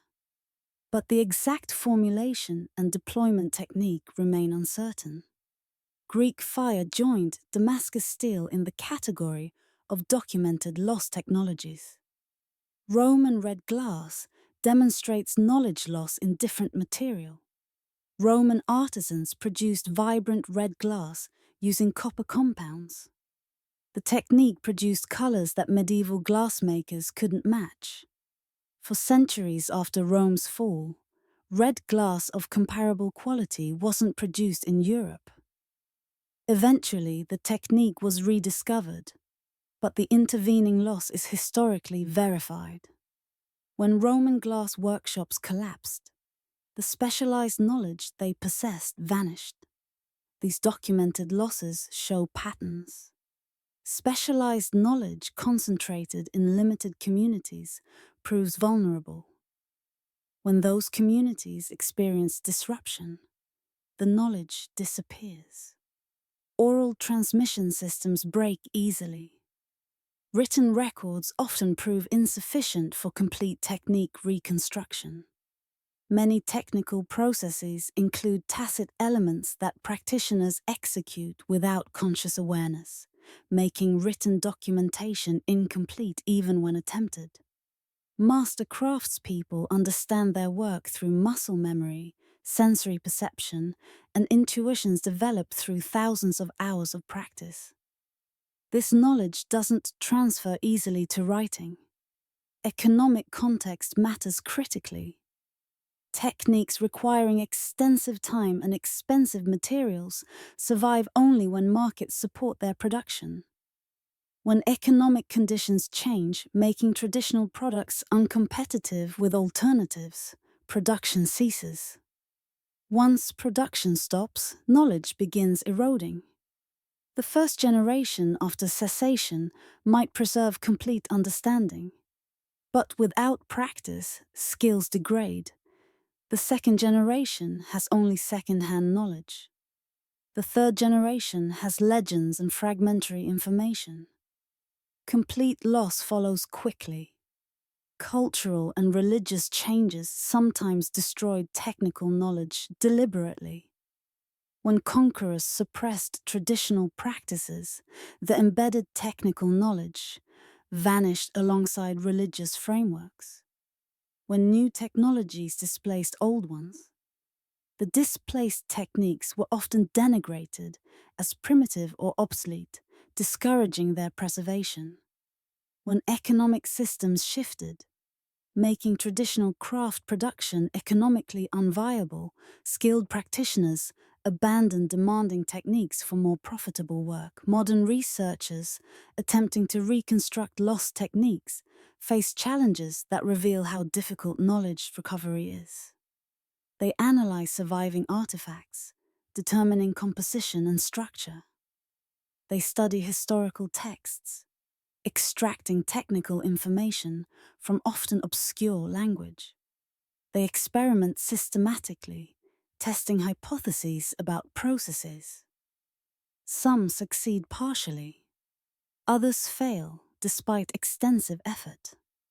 The difficulty of reconstruction demonstrates how much knowledge was embedded in practice rather than accessible through analysis alone. What multiplies our documented losses to estimate total loss across history? We know about Damascus steel, Greek fire, and Roman red glass because they were famous, well documented, and their loss occurred relatively recently. How many less famous techniques vanished in earlier periods? How many local specializations disappeared without even being noted in historical records? Every war that destroyed workshop communities, every plague that killed master craftspeople, every economic collapse that eliminated markets, every cultural transition that suppressed traditional practices represents potential knowledge loss. The fragility of technical knowledge should humble us. We imagine knowledge as stable, accumulating across generations. History reveals knowledge as contingent, vulnerable to disruption, dependent on unbroken chains of transmission. What we lost in 1750 took 250 years and modern analytical capabilities to partially recover. What was lost in 1250 or 250 BCE or earlier, we'll never fully know. Some ancient techniques may be permanently beyond recovery. We know exactly when Damascus steel died. 1750. For the next 250 years, humanity's best metallurgists tried to recreate it. All failed. What we lost in 1750 we can document. What we lost in darker periods of history we can only imagine. He has forged over 300 swords, attempting to recreate Viking technique. Each one teaches him something new about ancient methods. None has quite matched the originals he studies in museums. He says he'll keep trying until he dies. That's dedication or obsession, perhaps both. But this commitment drives the modern quest to recover lost metallurgical knowledge. Around the world, researchers, blacksmiths, and experimental archaeologists dedicate careers to understanding what ancient craftspeople knew.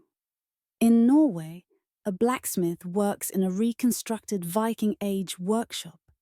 He uses period-accurate tools, replica furnaces, iron smelted from bog ore following traditional Scandinavian methods.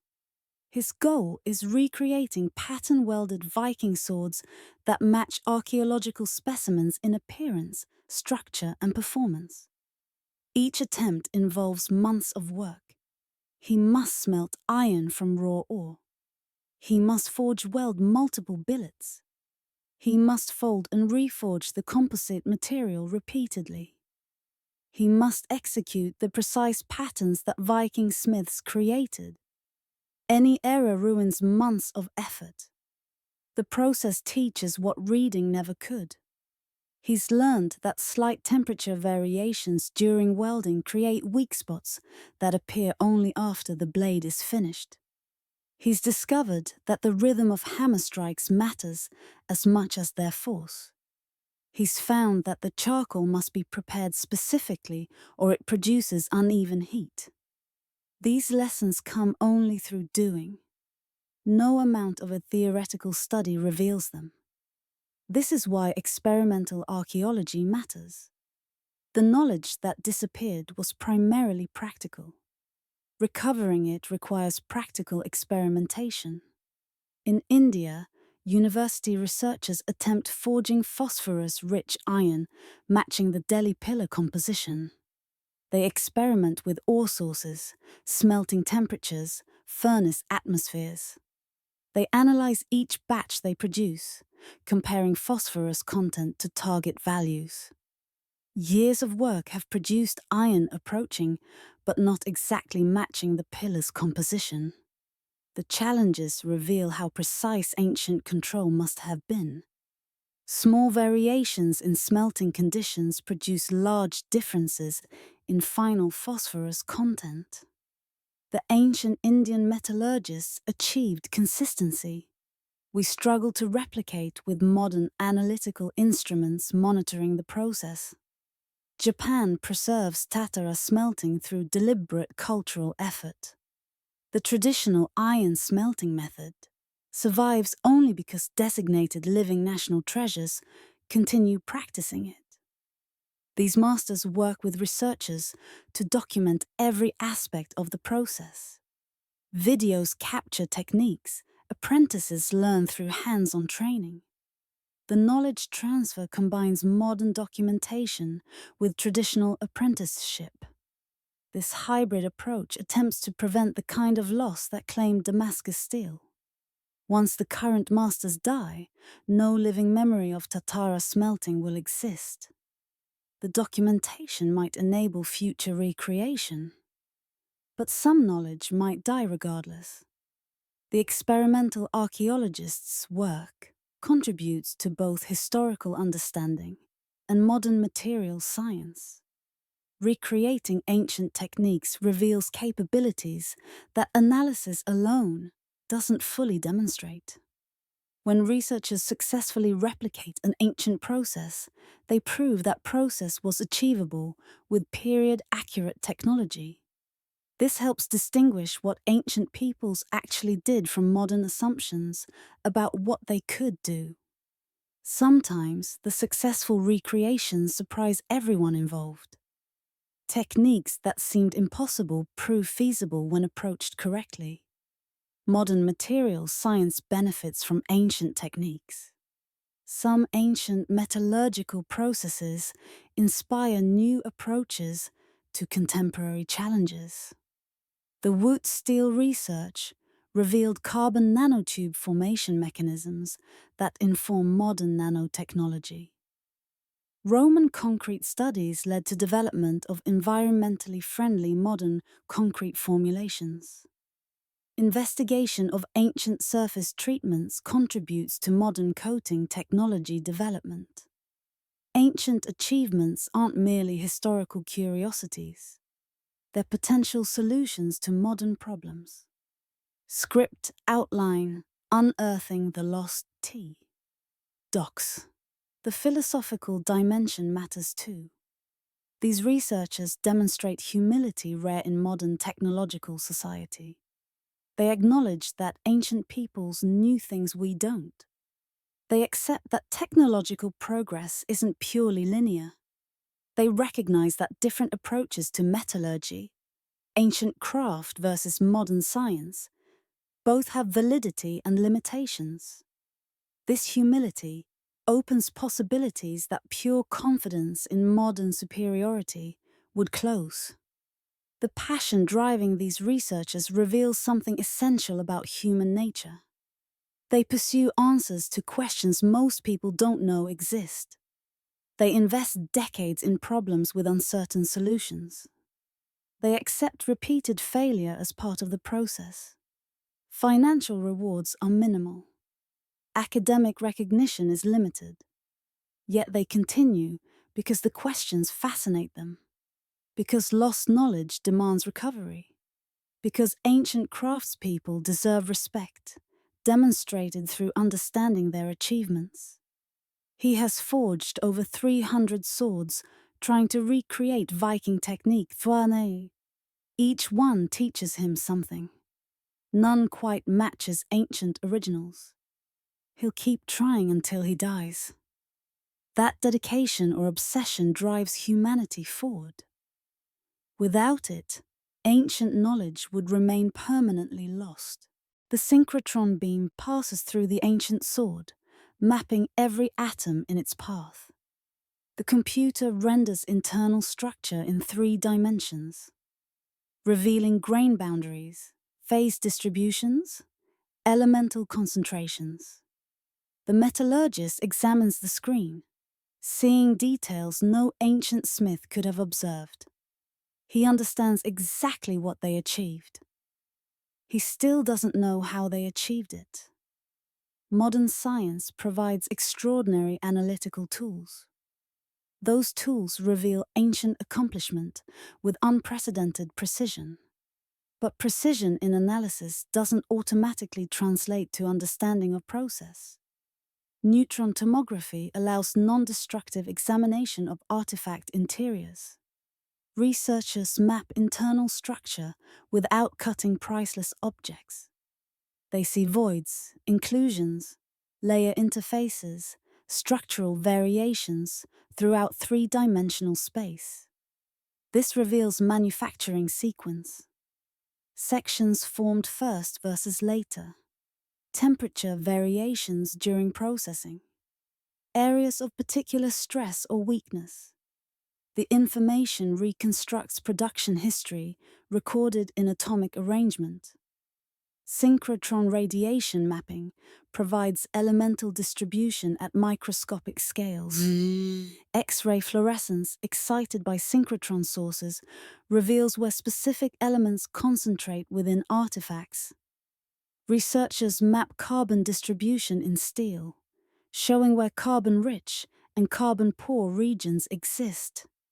They track trace elements, identifying whether their presence is uniform or localized. This distinguishes deliberate additions from contamination. It reveals whether ancient smiths controlled composition intentionally or achieved beneficial ratios accidentally. Mass spectrometry traces materials to source. Isotope ratios in metals match specific ore deposits. Researchers analyze ancient artifacts, determine isotopic signatures, then compare against ore samples from known ancient mining sites. Successful matches reveal trade networks and material sources. Failures suggest unknown or exhausted deposits. The technique transforms artifact analysis from describing what exists to explaining where materials originated and how far they traveled. Computational materials. Science simulates ancient processes. Researchers model furnace conditions, predicting temperatures, atmospheric compositions, thermal gradients. They simulate cooling rates, calculating resulting grain structures. They model mechanical stresses during forging, predicting how different techniques affect final properties. These simulations test hypotheses about ancient methods without requiring physical experimentation. When simulations match actual ancient artifacts, they support specific process theories. Each technological advance opens new investigative possibilities. Scanning electron microscopy revealed Damascus steel's carbon nanotubes, transforming understanding of those blades from simple pattern-welded steel to complex nanostructured material. This discovery happened because technology advanced sufficiently to see structures invisible to earlier researchers. What else remains hidden, waiting for analytical techniques that don't yet exist? The complementary relationship between scientific analysis and practical recreation proves essential. Spectroscopy tells researchers what ancient smiths achieved, the exact compositions, structures, and properties. Experimental archaeology teaches how they might have achieved it, the techniques, timing, and tacit knowledge. Neither approach alone suffices.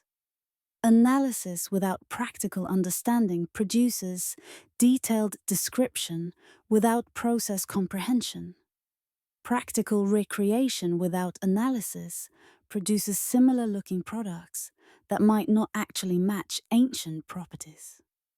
Limitations exist in purely analytical approaches.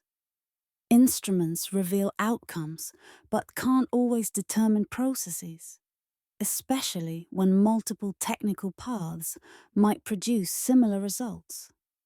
Damascus steel's carbon nanotubes could potentially form through several different forging sequences. Analysis shows the nanotubes exist. It doesn't definitively reveal which formation pathway ancient smiths used. Multiple reconstruction attempts using different methods might all produce nanotubes, while varying in other aspects. Modern science also increases appreciation for ancient achievement rather than diminishing it. The more precisely researchers understand what ancient metalworkers accomplished, the more impressive it becomes. When you know that achieving specific grain structure requires temperature control within 5 degrees, and ancient smiths achieved it consistently without thermometers, the accomplishment grows more remarkable. When you understand that carbon nanotube formation requires specific chemical conditions, and ancient forging accidentally created those conditions, the empirical mastery becomes more astounding. The partnership between high-tech analysis and hands-on experimentation represents optimal approach to recovering lost knowledge. Use modern instruments to understand ancient products completely. Use practical recreation to discover ancient processes experientially. Combine both to achieve comprehensive understanding that neither alone provides. The synchrotron beam passed through the ancient sword, mapping every atom. The computer rendered structure in 3 dimensions. The metallurgist stared at the screen and said, "Now we know exactly what they did. We still don't know how they did it. But we're closer. Every analytical technique brings us nearer. Every successful recreation reveals more." The quest continues. After 30 years, they forged a blade they could call Damascus steel. It wasn't perfect. It wasn't identical to ancient examples in every property, but it was close enough to prove the ancients weren't magicians.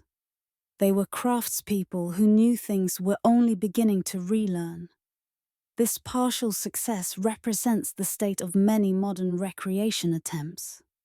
Complete replication remains elusive, but researchers achieve enough similarity to understand ancient capabilities better and to prove that recreation is possible. Greek bronze casting techniques that produce the Antikythera mechanism's precision gears have been successfully recreated after decades of metallurgical experimentation and mechanical analysis. The mechanism is ancient astronomical calculator, with gears machined to tolerances that seem impossible for period technology. Modern researchers, using reconstructed ancient methods, produced bronze gears approaching original quality. The key involves specific bronze compositions that remain workable longer during cooling, allowing precision finishing before complete solidification. Combined with specialized casting molds and careful temperature management, ancient precision becomes achievable. Roman concrete that remains superior to modern cement in marine environments has been partially recreated.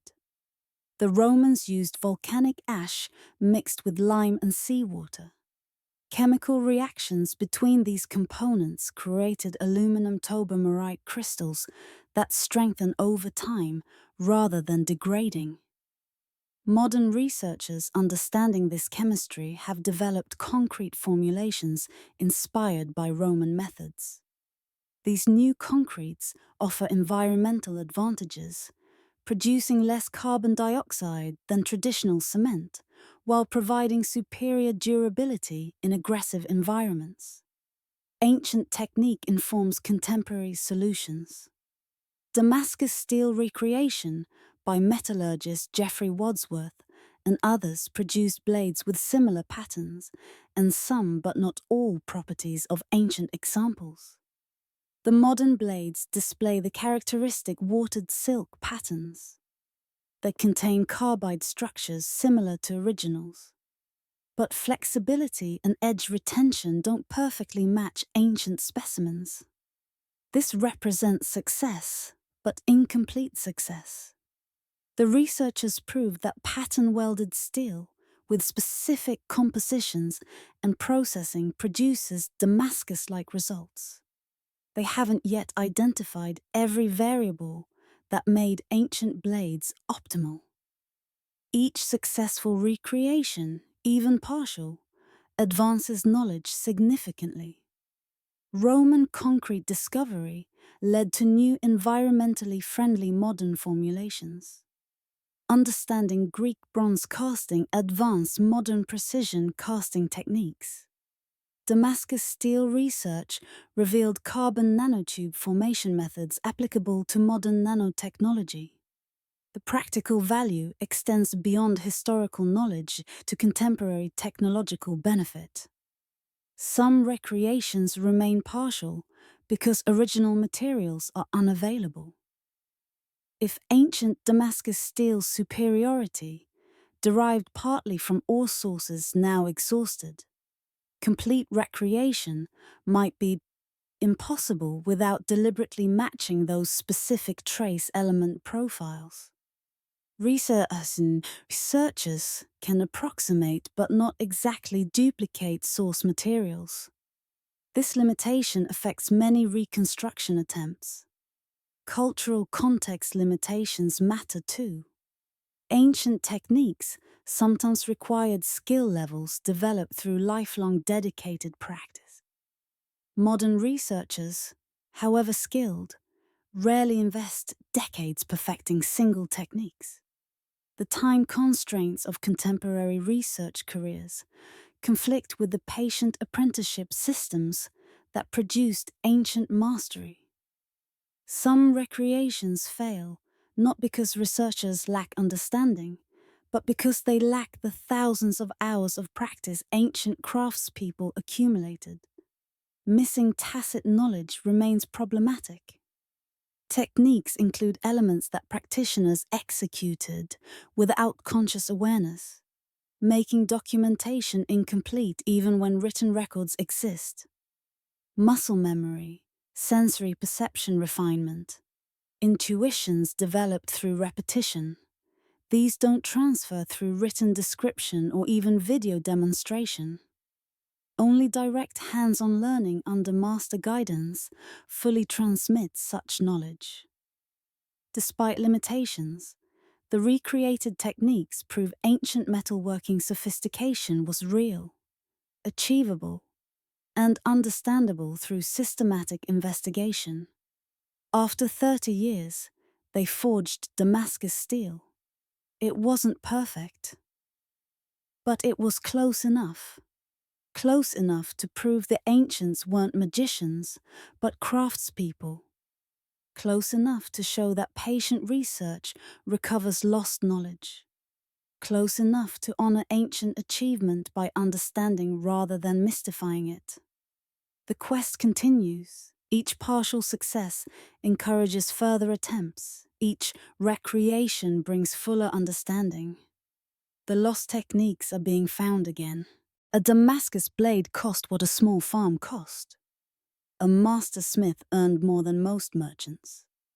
The price seems outrageous until you understand the context. If your life might depend on your sword's quality during combat, price becomes secondary consideration. If a superior blade means surviving battle, while inferior weapon means death, rational people pay whatever is necessary. In that economic reality, spending 100 hours polishing a single blade made perfect sense. Historical records document weapon values that shock modern sensibility. A high-quality sword in medieval Europe could equal a knight's annual income. Some exceptional blades commanded prices equivalent to estates with livestock and buildings. Japanese daimyo paid fortunes for katanas from renowned smiths. Chinese generals commissioned swords costing months of soldiers' wages. This wasn't irrational extravagance. It was logical economic calculation in societies where edged weapons determine military outcomes and individual survival. The value calculation involved multiple factors. Military effectiveness came first.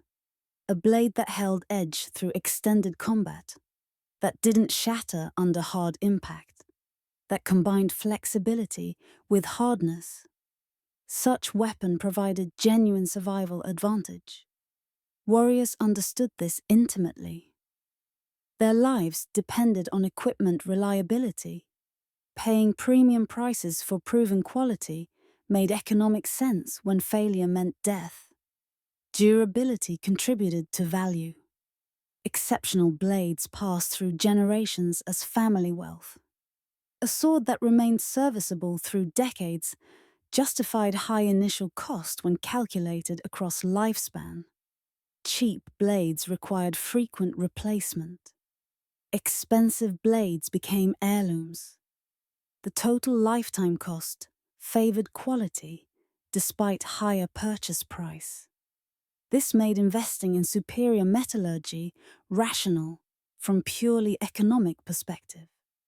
Social status amplified economic value. Weapons demonstrated owner status. Nobility displayed wealth and taste through equipment quality.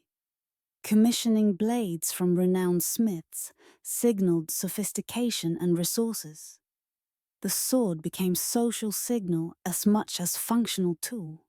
This status dimension expanded markets beyond strictly military purchasers to include aristocrats seeking prestige objects.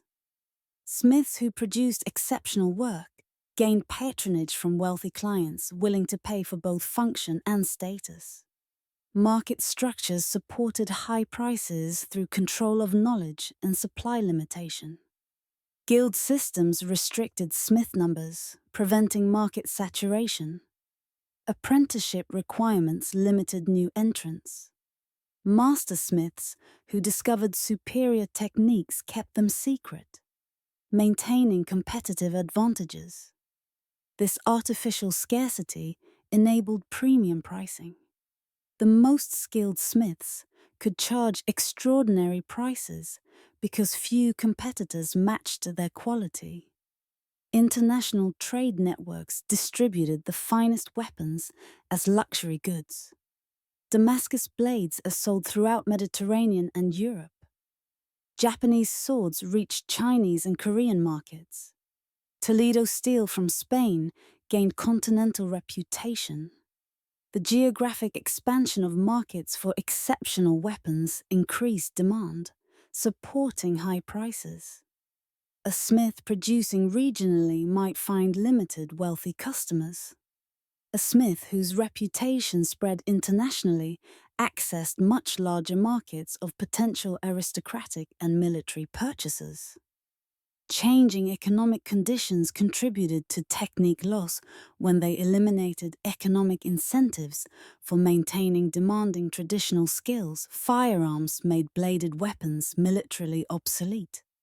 Market collapse removed the price premium that justified extensive training and labor investment. When swords became primarily decorative rather than functional military equipment, buyers weren't willing to pay prices that reflected true production costs of highest quality traditional work. Smiths adapted by simplifying techniques, focusing on appearance over performance. The economic foundation supporting sophisticated metallurgy eroded. Modern economics makes traditional metalworking economically irrational in most contexts. Labor costs in developed economies make hand-forged items prohibitively expensive compared to industrial alternatives. Markets for such products are tiny, collectors and enthusiasts rather than mass consumers. This explains why traditional techniques struggle to survive purely through market forces. Cultural preservation requires non-market support through government programs, educational institutions, or dedicated practitioners willing to accept minimal financial return. Understanding ancient metallurgical economics reveals that sophistication emerged from rational responses to market conditions that valued quality intensely. A Damascus blade cost what a farm cost because it might save the owner's life. A master smith earned more than merchants because his skill produced irreplaceable value. The economics made sense then. In that context, spending 100 hours polishing blade was rational. The economic reality supported excellence. When reality changed, when firearms replaced into swords, the economic foundation collapsed. The technique survived only where cultural value replaced economic incentive. The copper came from Cyprus. The tin traveled from Cornwall. They met in a workshop in Mesopotamia, becoming bronze in the hands of a smith who'd learned his craft from a master trained in Anatolia. This wasn't primitive village craft operating in isolation. This was globalized industry, 3,000 years before we thought globalization began. Ancient metal trade networks spanned continents, connecting distant regions through commerce in materials and finished goods. Archaeological evidence reveals the scale. Shipwrecks carrying metal ingots show trade volumes that surprise researchers. A single Bronze Age vessel might transport tons of copper and tin. Chemical analysis traces artifacts to distant source materials, thousands of kilometers from where objects were manufactured.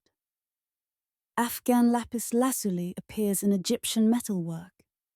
Cornish tin reaches Mediterranean bronze workshops. Indian wood steel travels to Damascus for sword making. The networks were extensive, sophisticated, and essential to metallurgical development. These networks enabled metallurgical advancement in multiple ways. Access to diverse ores allowed experimentation with alloys. Bronze requires copper and tin. These metals rarely occur together geographically. Bronze metallurgy depended on trade bringing tin to copper-producing regions or vice versa. Without trade networks, Bronze development would have been limited to the few locations where both metals existed locally. Trade expanded possibilities globally. Knowledge traveled with materials. Merchants carrying metal also carried information about sources, techniques, and innovations. Smiths themselves moved along trade routes, taking skills to new regions. A craftsperson trained in one tradition, who relocated to different culture, brought outside knowledge that combined with local techniques, producing hybrid innovations. The metallurgical cross-pollination enabled by trade networks accelerated development beyond what isolated communities could achieve. Reverse engineering of trade goods spread techniques. A smith receiving imported metalwork of superior quality would examine it carefully, attempting to determine how it was made. By studying foreign products, craftspeople learned from distant specialists they never met. The physical objects served as teachers, carrying embedded technical knowledge across vast distances. This explains how similar advanced techniques appeared in widely separated cultures, not through mysterious ancient astronaut intervention or lost civilizations, but through trade networks that functioned as knowledge transmission systems. The economic complexity supporting ancient metallurgy went beyond simple resource extraction and product sales. Specialized merchants focused on metal trade. Banking systems financed shipments over long distances with extended payment terms. Diplomatic relationships secured trade routes, with treaties explicitly protecting merchant caravans. Quality standardization systems assured buyers that imported materials met specifications. The organizational sophistication rivaled the technical metallurgical skill. Standardized ingot forms reveal systematic trade organization. Bronze Age copper ingots display consistent shapes and weights across the Mediterranean. These standards facilitated trade by providing predictable units. Buyers knew what they were purchasing. Sellers knew how to package for transport. The standardization suggests coordinated systems rather than ad hoc arrangements. Someone established these standards. Someone enforced them. The organizational knowledge required was substantial. Network disruptions affected metallurgy catastrophically. The Bronze Age collapse around 1200 BCE severed Mediterranean trade routes. Bronze working techniques that depended on consistent access to both copper and tin became unsustainable when trade ceased. Quality deteriorated. Sophistication declined. Eventually, iron technology compensated, but centuries of accumulated bronze-working knowledge was permanently lost. This demonstrates how vulnerable specialized metallurgy was to trade network stability. Regional specializations emerged, where specific communities monopolized particular metallurgical techniques, creating trade dependencies and economic power. South Indian wood steel gained reputation that created export markets throughout Asia and Middle East. Damascus smiths, who worked this imported steel into finished blades, added value through their processing techniques. Spanish steel and Nordic iron developed similar reputations. These regional specializations reflected both local material advantages and accumulated technical knowledge concentrated in specific community. The copper came from Cyprus, the tin from Cornwall.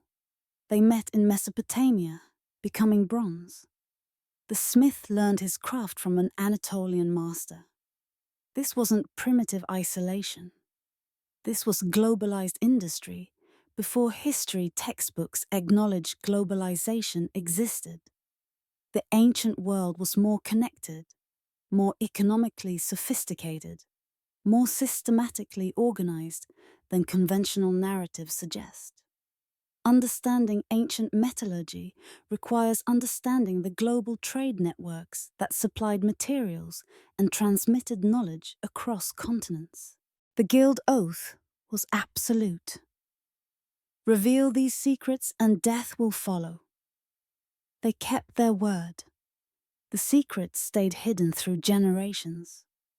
So hidden that when guild members died without successors, the secrets died with them, lost forever, just as the oath promised.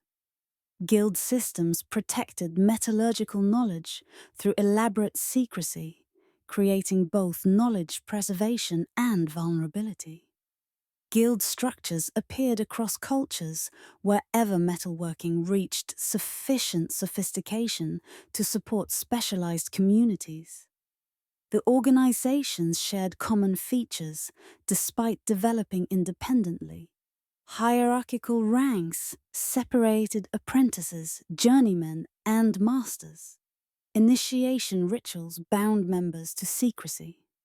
Technical knowledge transmitted only orally within guild membership. Guild laws punished members who taught non-members. These systems controlled knowledge systematically. Economic motivations drove the secrecy. Exclusive knowledge created monopolistic market advantages. Guilds that controlled superior techniques could charge premium prices because no competitors matched their quality. This benefited all members financially. The master smith who discovered improved method had incentive to share within guild to enhance collective reputation while keeping knowledge from outside competitors. Guild systems aligned individual and group interests around secrecy. Damascus steelsmiths maintained secrecy so successfully that when production ceased, the technique vanished completely, despite numerous reconstruction attempts.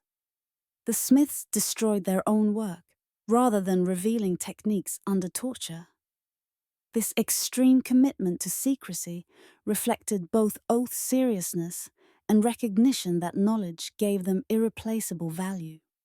Revealing techniques would have eliminated the basis of their status and income. Japanese sword-making schools maintained distinct secret traditions for centuries. Each school developed signature techniques and jealously guarded them. A smith trained in one school couldn't access knowledge from another without formal acceptance as student. The schools competed based on product quality and reputation. The secrecy preserved competitive differentiation. Some schools died out when masters failed to train sufficient apprentices, taking their unique techniques permanently. European guilds prosecuted members for revealing trade secrets. Guild courts had legal authority to fine, exile, or otherwise punish violators. Records document cases where smiths were severely punished for teaching non-members. The enforcement systems worked effectively for centuries, maintaining knowledge boundaries and economic advantages. But when guilds collapsed due to war, plague, or economic upheaval, the enforcement systems vanished along with the knowledge they protected. The dark side of guild secrecy became evident during disruptions. When guilds lost members rapidly, through war or disease, knowledge preservation systems failed. The oral transmission required continuous chains of teaching. Break the chain and knowledge vanished. The secrecy that protected knowledge from competitors also prevented broader societal preservation. If knowledge existed in multiple independent repositories, losing one wouldn't destroy everything. Guild concentration of knowledge in limited populations created vulnerability. Whether guild secrecy was ultimately self-defeating remains debatable. Short-term secrecy provided economic benefits and preserved knowledge within communities. Long-term secrecy contributed to knowledge loss by preventing redundant preservation. Modern open-source knowledge sharing contrasts sharply with ancient guild mentality. Contemporary scientific culture values publication and sharing. Technical information spreads rapidly through academic journals, conferences, and online platforms. This redundancy makes knowledge more robust against local disruptions. But it also eliminates the economic monopolies that gave ancient guilds incentive to develop sophisticated techniques. Different knowledge preservation strategies involve trade-offs. Guild secrecy maintained economic value but created fragility. Open sharing creates robustness but removes economic incentives for extensive technical development. Neither system is purely superior. Each represents different balance between knowledge preservation and economic incentives. The guild oath was absolute. Reveal secrets and death follows. They kept their word. The secrets stayed hidden, so hidden that when guild members died, secrets died with them, lost forever, just as the oath promised. The double-edged nature of knowledge protection systems continues teaching lessons about how societies preserve and lose technical expertise. They weren't just forging swords, they were participating in cosmic transformation, turning base earth into perfect metal, just as the universe turns chaos into order. The philosophy might seem strange to modern scientific thinking, but it made them look at metal differently. And that different perspective led to discoveries we still don't fully understand. Ancient metallurgy existed within spiritual and philosophical frameworks that merged practical technique with metaphysical meaning. Alchemy and practical metallurgy shared deep connections throughout ancient and medieval periods. Both concerned themselves with transformation and purification. Both employed fire as transformative agent. Both sought to reveal hidden perfection within matter. The boundaries between spiritual practice and technical craft were often non-existent. The same individuals practiced both. The same workshops served as both forges and alchemical laboratories. The same texts described both practical metalworking and symbolic spiritual operations. Alchemical texts frequently contain accurate metallurgical information embedded within obscure symbolic language. Descriptions of marriage of red king and white queen might refer to copper-tin bronze alloying while simultaneously describing spiritual unity of opposites. Purification through fire describe both actual metal refining and metaphorical spiritual refinement. The double meaning wasn't confusion. It was intentional integration of physical and metaphysical dimensions. Chinese Taoist metallurgy explicitly framed metalworking as practice, harmonizing with natural forces. The smith worked in cooperation with chi flows, timing operations according to cosmic patterns. This wasn't merely superstition layered onto practical work. Taoist philosophy encouraged patient observation of natural processes and subtle attention to timing and environmental conditions. These practices aligned perfectly with empirical metallurgical demands. The philosophical framework supported the practical skills. Islamic smith philosophers viewed metalworking as understanding divine creation. God created the world. Metals existed as part of that creation. Understanding metals meant understanding creation's patterns. The smith studying metal properties studied divine work. This theological framing elevated metalworking to sacred activity worthy of intellectual attention from educated elites. It brought philosophical and scientific thinking into contact with practical craft, generating innovations that purely practical or purely theoretical approaches might not have achieved. European alchemists smiths sought material and spiritual perfection simultaneously. The quest for philosopher's stone, substance that could transmute base metals into gold, drove extensive experimentation with metallurgical processes. While literal transmutation failed, the experimentation generated practical metallurgical knowledge. Understanding why certain processes failed taught valuable lessons about material properties. The spiritual framework motivated investigations that purely economic incentives might not have supported. The concept of metals possessing hidden perfection, waiting to be revealed, aligned well with empirical observation of smelting and refining. Ore looks like worthless rock. Through proper treatment, metal emerges. The transformation appears miraculous. Viewing it as revealing hidden essence rather than chemical reaction doesn't prevent successful metallurgy. Both frameworks can guide effective practice. The alchemical perspective encouraged belief that further perfection might be achievable through additional treatments, motivating the patient experimentation that refined techniques. Alchemical philosophy's emphasis on patience and prolonged observation complemented metallurgical empiricism. Alchemy warned against haste. Transformation required time. Forcing processes led to failure.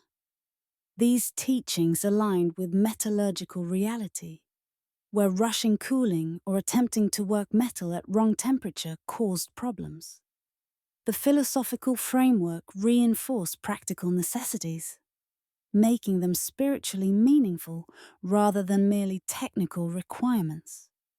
Modern science dismisses alchemical metaphysics while retaining practical chemistry developed through alchemical experimentation. This separation would have puzzled ancient practitioners for whom physical and spiritual were integrated. Evaluating whether alchemical frameworks helped or hindered metallurgical development imposes false dichotomy. The frameworks shaped how practitioners approached work, what they valued, what investigations they pursued. Different frameworks produce different knowledge development patterns. Alchemical metallurgy generated genuine sophistication through its own logic. They weren't just forging swords. They participated in cosmic transformation.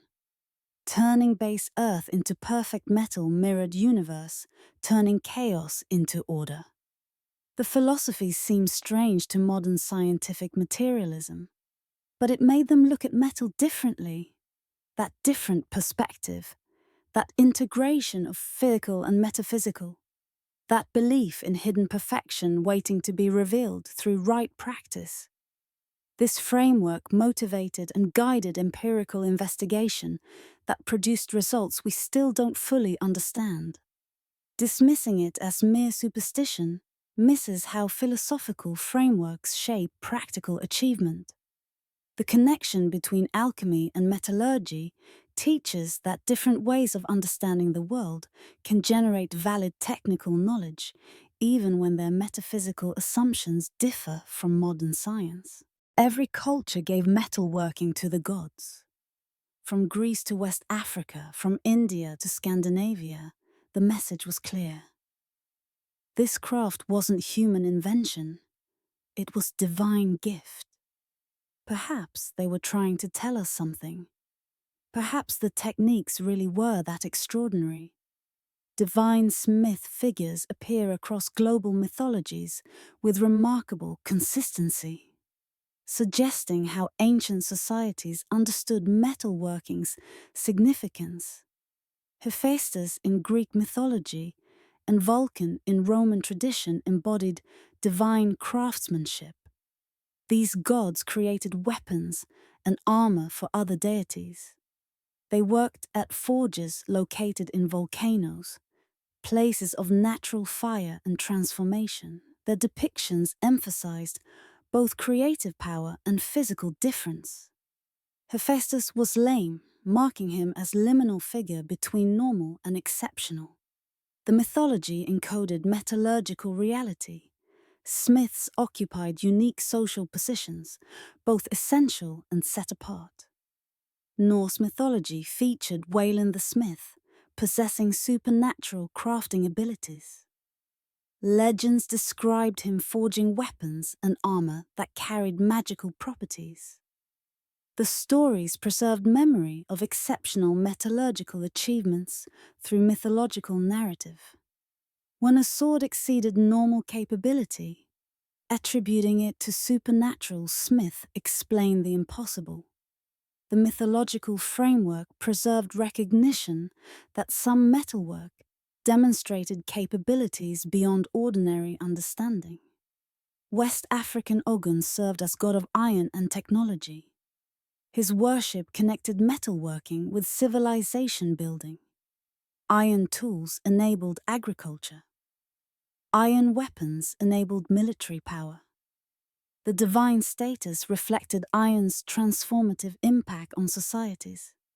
Similar divine metalworker figures appear throughout African cultures, emphasizing metalworking's fundamental importance to social development.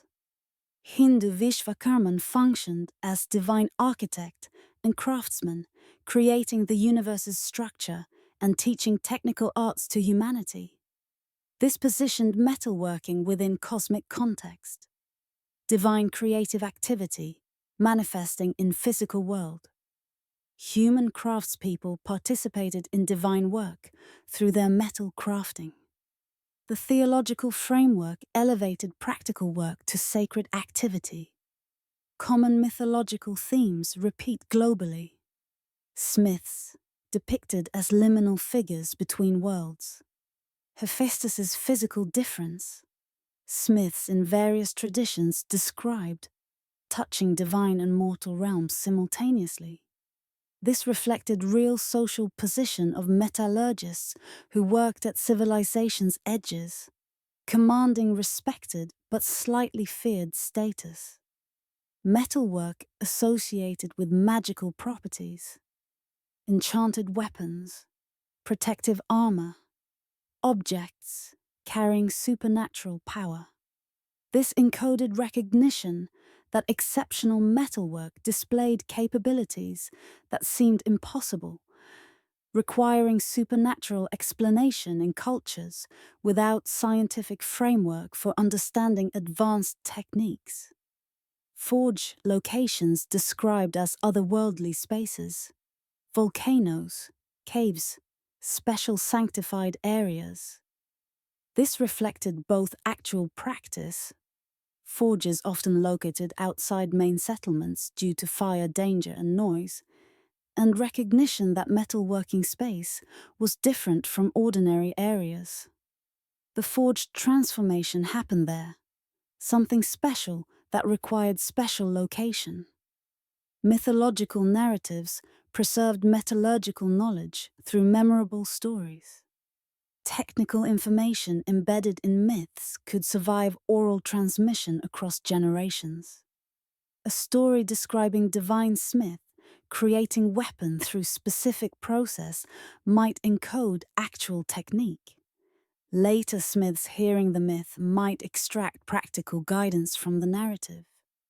Whether the stories were deliberately technical, encoded as mythology, or mythology that happened to include accurate technical details, the result was knowledge preservation through narrative form. Analyzing metallurgical content in myths reveals plausible technical details. Descriptions of divine forging sometimes match realistic metallurgical processes when decoded from symbolic language. This suggests myths drew from actual practice. perhaps elevating real master smiths to divine status as their technical achievements and their personal stories merged into legend across generations of retelling. The universal divine status of metalworking indicates how profoundly transformative it was for ancient societies. Turning rock into metal, transforming ore into tools and weapons, creating objects that carried enormous practical power, this seemed miraculous. The consistent attribution to divine sources across isolated cultures suggests independent recognition of metalworking's extraordinary nature. Every culture gave metalworking to gods, because every culture that developed metalworking recognized it as something beyond ordinary human activity. From Greece to West Africa, from India to Scandinavia, the message was consistent. This craft wasn't merely human invention. It was too important, too transformative, too apparently magical. It had to be divine gift. Maybe they were telling us something. Maybe techniques really were that extraordinary. Before lighting the forge, he prayed. Not because he believed gods controlled the fire. He'd stopped believing decades ago. But his master had prayed, and his master's master before him. The prayer timed the process perfectly. Religion had become technique, or technique had become religion. Perhaps it was always both. Sacred rituals surrounded ancient metalworking, serving simultaneously spiritual and practical functions in ways that challenged modern separation of religious and technical knowledge. Japanese Shinto purification rituals before sword-making served multiple purposes. The ritual cleansing removed contaminants that could affect metal quality. The ceremonial aspect created proper mindset for demanding work, requiring absolute focus. The religious framework transformed practical necessity into sacred obligation, ensuring practitioners maintained standards through spiritual commitment rather than merely technical requirement. Modern analysis reveals the superstitious practices had material benefits, but dismissing them as only disguised technique misses how spiritual and practical integrated seamlessly. Hindu fire ceremonies during smelting operations followed elaborate protocols. Prayers at specific intervals, offerings cast into flames, ritual timing coordinated with astronomical observations. The ceremonies also controlled forge atmosphere through material offerings that functioned as flux agents or reducing agents. The breathing patterns during chanted prayers regulated oxygen flow to fire. The astronomical timing coordinated operations with atmospheric conditions, affecting metallurgical outcomes. Every element carried dual significance, religious and technical simultaneously. Islamic prayers timed to daily prayer schedule provided reliable temporal framework for metallurgical processes requiring specific durations. Without mechanical clocks, judging time accurately challenged ancient smiths. Religious practices tied to solar position solved this problem. The prayers marked time reliably. Metalworking operations timed to prayer schedule gained temporal precision through religious observance. Whether the smith understood this as purely practical convenience or divine providence, guiding work mattered less than the effective result. Breaking ritual could result in both religious transgression and metallurgical failure, conflating spiritual and technical causation in ways that reinforce practices, regardless of practitioners' belief framework. A smith who skipped purification ritual before forging might produce inferior blade because contaminants on hands or clothing affected metal surface.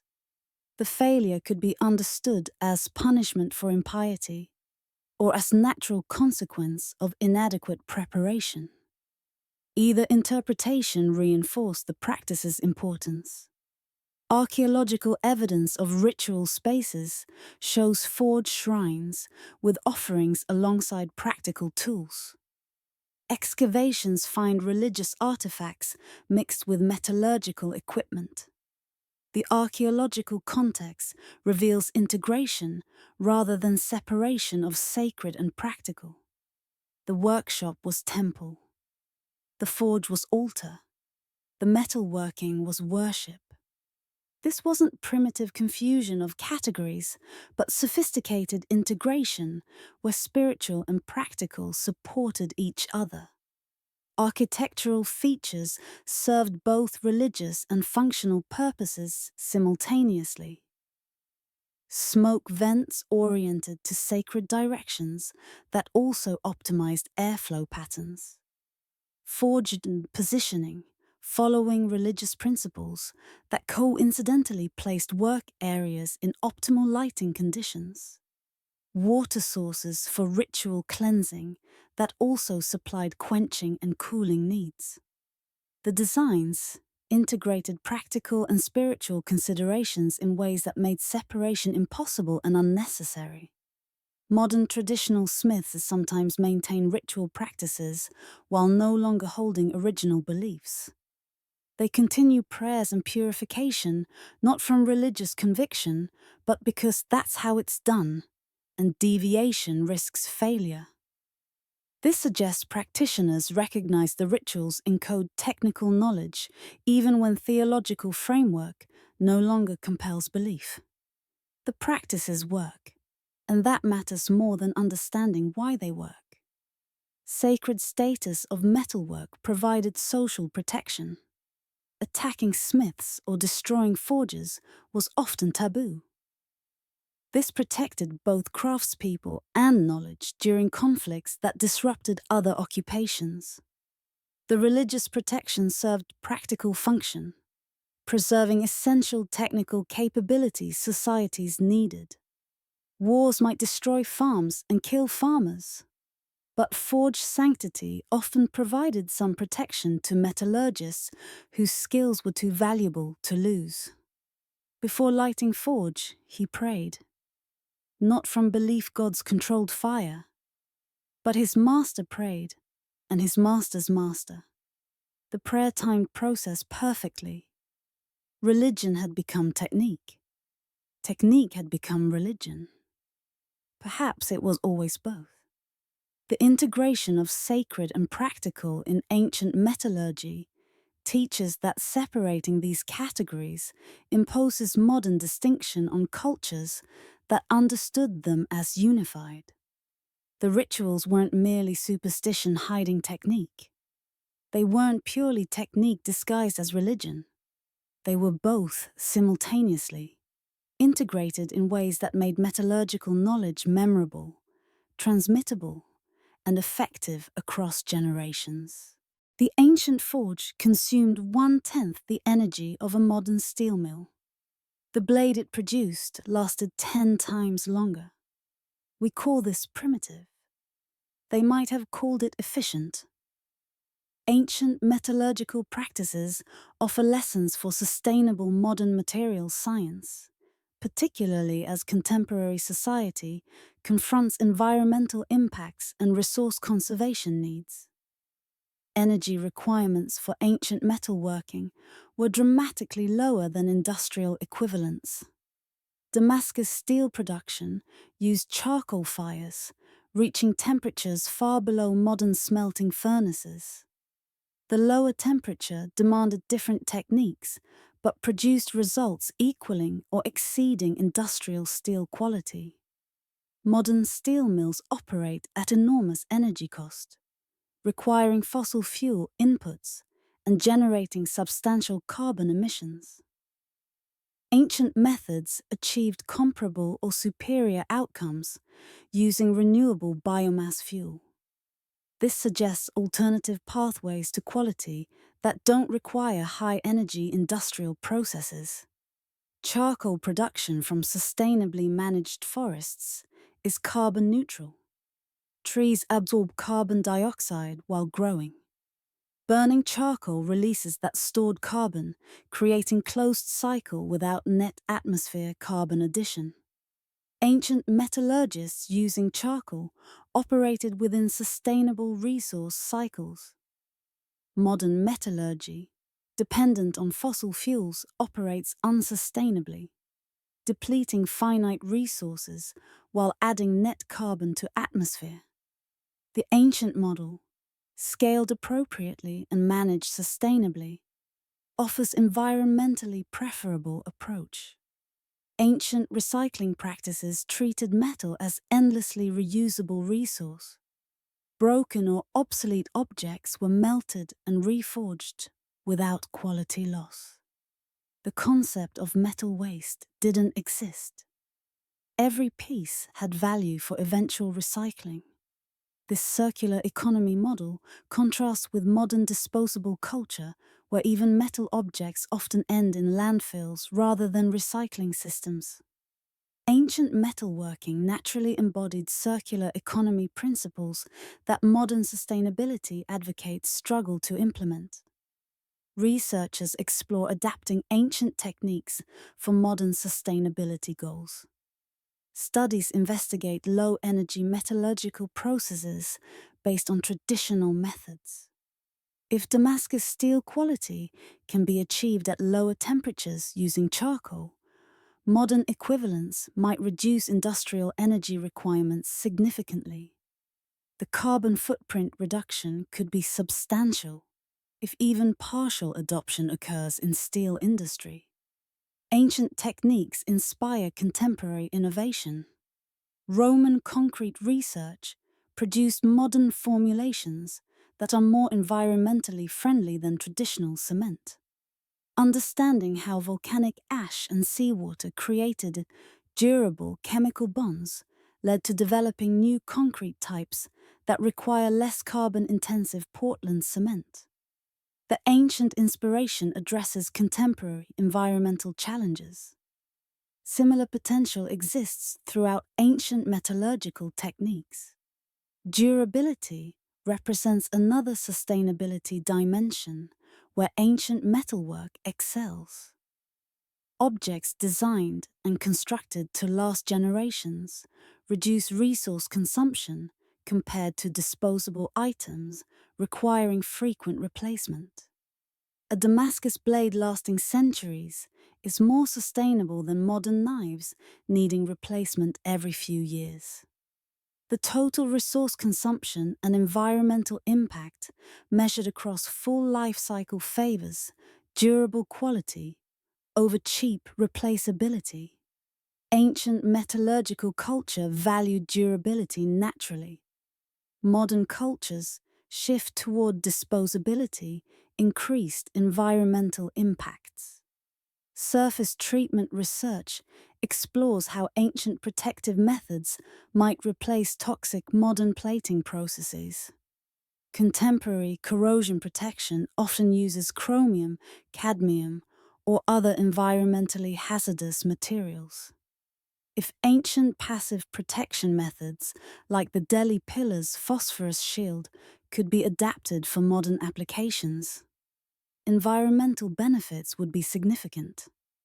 Understanding ancient corrosion resistance serves contemporary environmental goals.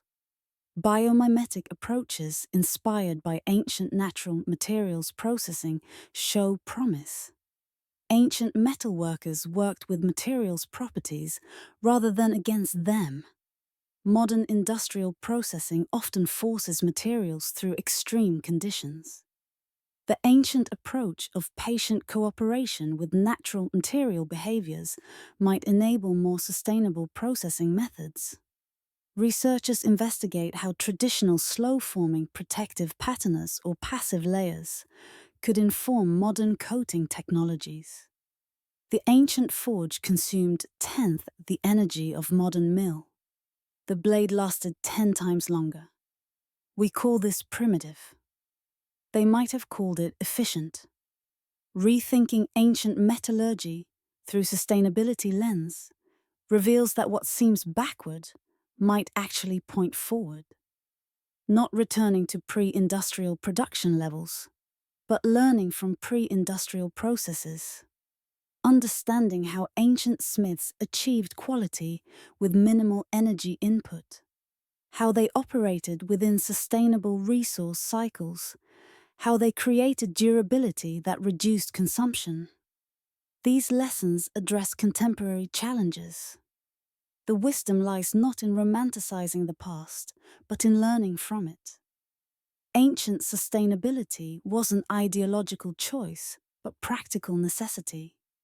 They couldn't afford waste. They couldn't access unlimited energy. They worked within constraints that produced sustainable practices. As modern society confronts environmental limits, ancient metallurgy teaches that quality and sustainability can coexist when techniques adapt to resource realities. We assume history moves forward. Better tools, better knowledge, better results at each stage. But stand next to the Delhi pillar, 1600 years old and perfect. Look at the Damascus steel we cannot replicate. Listen to researchers admit defeat. Then ask, what does progress actually mean? Ancient metallurgy challenges linear narratives of technological development, suggesting more complex patterns of knowledge creation, preservation, and loss. The standard progress narrative describes steady improvement from primitive beginnings toward modern superiority. Each generation builds on previous knowledge. Capabilities accumulate. Contemporary civilization represents pinnacle of development. This story flatters modern sensibility, but fails when confronted with ancient artifacts that exceed current capabilities. Damascus steel shouldn't exist in this narrative. The Delhi pillar represents impossible anomaly. Pattern-welded Viking swords contradict the story. Yet they exist, forcing reconsideration. Alternative frameworks better explain observed patterns. Cyclical models, when knowledge rises and falls through historical periods. Ancient civilizations achieved peaks of technical capability. Then, disruptions caused decline. Later societies rebuilt knowledge, but not always to previous heights. Some techniques were rediscovered, others remained lost. Progress isn't guaranteed or unidirectional. It depends on continuity of social systems supporting knowledge transmission. Branching models suggest different technological paths, develop distinct advantages. Modern metallurgy emphasizes industrial-scale production and scientific understanding. Ancient metallurgy emphasized craftsmanship and empirical mastery. Each approach has strengths. Neither is purely superior. Modern methods enable mass production ancient smiths couldn't match it. Ancient methods achieved quality in individual pieces that mass production struggles to equal. The paths diverged. Comparing them requires specifying which criteria matter. If ancient craftspeople achieved results modern metallurgists struggle to replicate, what does progress mean? Are we progressing if we produce millions of adequate knives but cannot forge a single blade matching ancient Damascus steel? Are we advancing if we build skyscrapers but cannot prevent corrosion as effectively as ancient Indian ironsmiths? Progress becomes contextual rather than absolute. We've progressed in some dimensions while regressing in others. Specialization in modern industrial production enables mass manufacturing but sacrifices holistic knowledge. Ancient master smith understood entire process from ore selection through final polishing. Modern metallurgists might specialize in one narrow aspect: alloy development, heat treatment, surface finishing. The specialization increases depth but decreases breadth. Something valuable exists in holistic mastery that specialization cannot capture. Perhaps some techniques require integrated understanding that fragmented modern knowledge systems don't support. Technology packages carry both advantages and costs. Modern methods provide scale, consistency, and accessibility advantages. Ancient methods required extensive training and produced limited quantities. But modern methods also bring environmental costs, knowledge fragmentation, and sometimes inferior quality in individual pieces. There's no pure winning or losing between approaches, only different trade-offs suited to different priorities and contexts.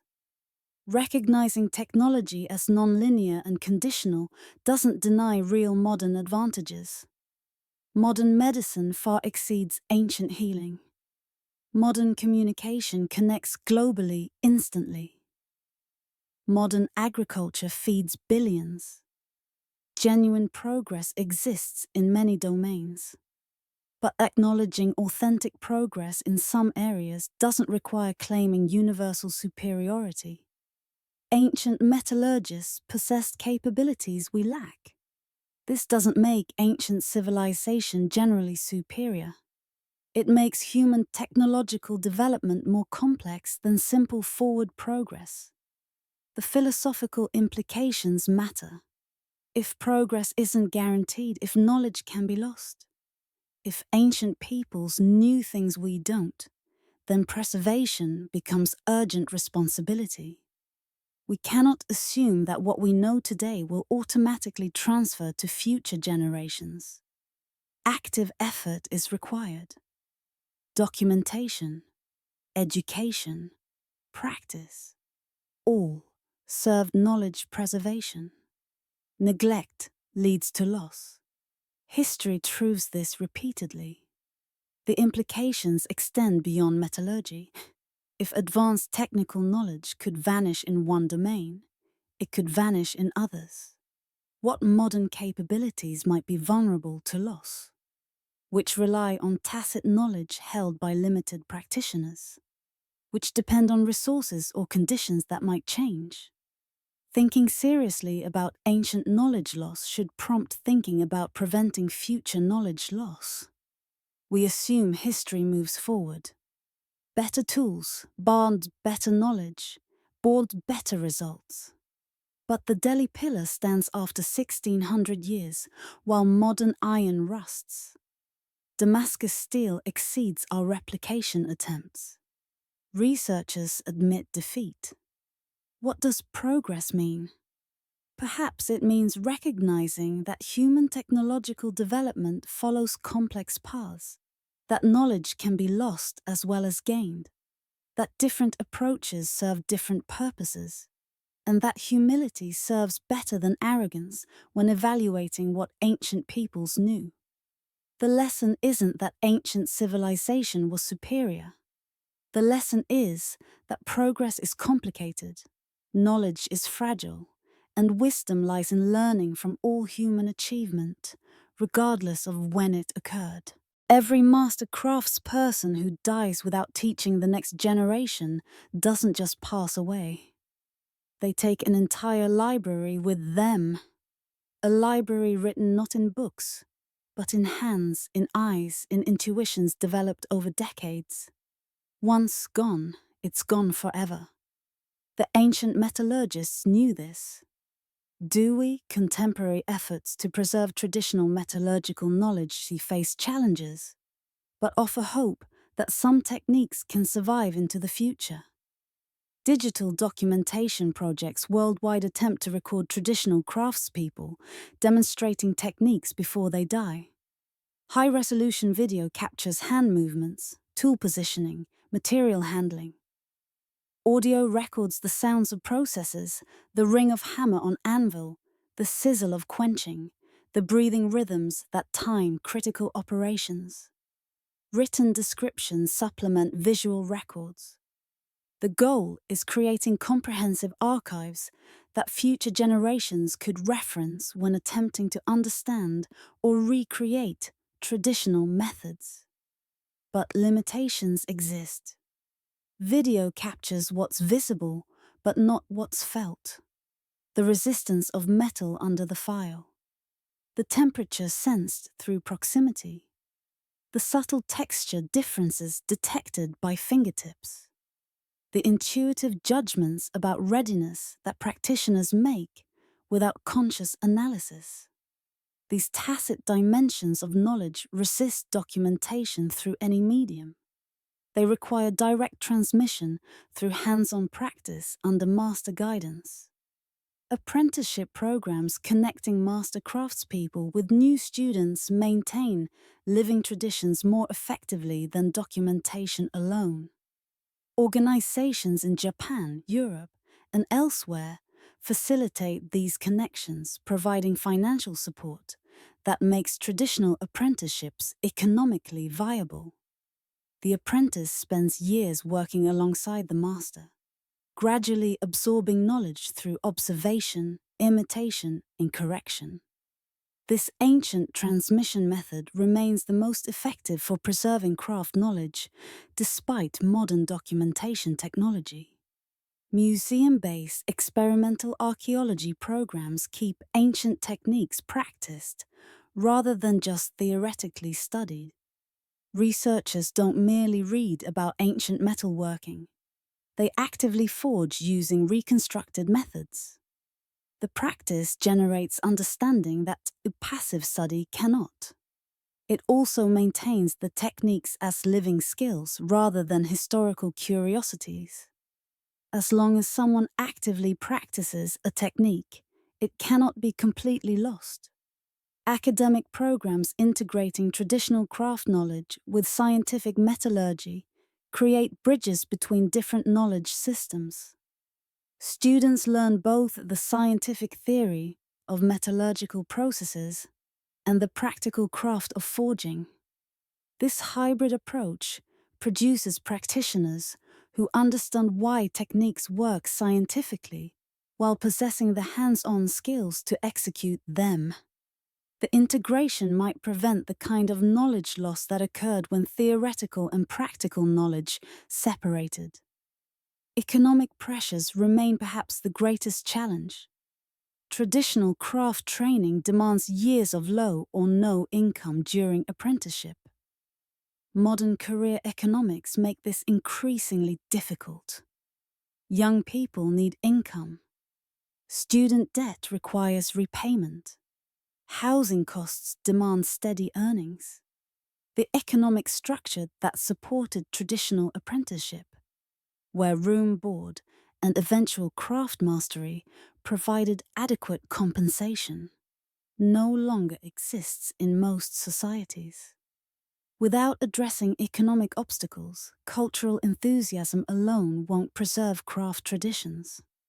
Cultural changes mean younger generations may not value traditional skills their elders preserved. When society values innovation over tradition, speed over patience, novelty over mastery, the cultural foundation supporting craft preservation erodes. Preserving techniques requires preserving cultural contexts that value them. This represents a deeper challenge than simply teaching skills. It requires maintaining or creating cultural frameworks where mastery matters. Successful case studies offer hope. Japan's Living National Treasure System provides government recognition and financial support to master craftspeople, enabling them to continue practicing and teaching traditional techniques. The recognition elevates cultural status of traditional skills, making them attractive to potential students. European craft guilds have revived in some regions, creating communities supporting traditional metalworking through educational programs and market support for traditionally made products. International organizations document endangered traditional technologies, raising awareness and channeling resources toward preservation. The call to action extends beyond professional preservationists. Every person who appreciates traditional crafts, who purchases traditionally made objects, who encourages young people, to consider craft careers, who supports policies funding traditional skills education. Every person contributes to preservation. Knowledge survives when communities value it enough to support its transmission. Every master craftsperson who dies without teaching takes a library to their graves. A library in hands, eyes, intuitions developed through decades. Once gone, it's gone forever. The ancient metallurgists knew this. Their guild systems, their apprenticeships, their rituals embedding technical knowledge in memorable forms, all served preservation. They understood knowledge fragility. Then disruptions destroyed transmission systems. Wars killed masters before they trained successors. Economic changes eliminated markets supporting traditional work. Knowledge vanished. We've spent centuries attempting recovery. Some techniques we've partially recreated. Some remain permanently lost. The lesson is clear. Preservation requires active effort, documentation, apprenticeship, practice, cultural support, economic viability, all matter. Neglect any dimension and preservation fails. Do we understand this as clearly as ancient metallurgists did? The future will reveal whether we learned from their losses or repeated them. Closing reflection. The blade lies under museum glass. Damascus steel forged in the year 900. Its patterns shimmer in the light. Its edge remains sharp after 11 centuries. Scientists have examined it with instruments that reveal atomic structures. They understand what it is. They still debate how it was made. This single artifact launched an investigation spanning continents and millennia, revealing capabilities ancient metalworkers possess that challenge every assumption about technological progress. We discovered that the Damascus blade was never alone. Across the ancient world, metalworkers created impossibilities. Iron pillars that don't rust, bronze mirrors that reflect perfectly after 2,000 years. Platinum alloys forged at temperatures ancient furnaces shouldn't reach. Copper tools that carved granite. The pattern repeats globally. Wherever ancient humans worked metal, sophistication appears. We met the forgotten masters. The smiths treated as sorcerers because their work seemed magical. Their workshops were temples where transformation happened. They occupied unique social positions, both revered and feared. They transmitted knowledge through apprenticeship and ritual, embedding technical precision in spiritual frameworks. When they died, when war scattered their communities, when economic changes made their skills obsolete, entire technologies disappeared with them. We examined the atomic evidence. Electron microscopes revealed carbon nanotubes in steel forged centuries before we named such structures. Grain boundaries indicated temperature control accurate to within degrees. Trace element distributions showed impossible precision. The gap between what ancient smiths could theoretically know and what they demonstrably achieved demanded explanation. We found it in sophisticated empirical knowledge, sensory perception refined through decades, experimental methodology producing repeatable results without theoretical understanding. We explored the sacred dimensions, rituals that encoded timing mechanisms, prayers that marked process durations, astronomical observations that predicted atmospheric conditions, alchemical philosophy that motivated patient experimentation. The integration of spiritual and practical produced knowledge systems different from modern science, but equally capable of generating valid technical understanding. We confronted controversial theories.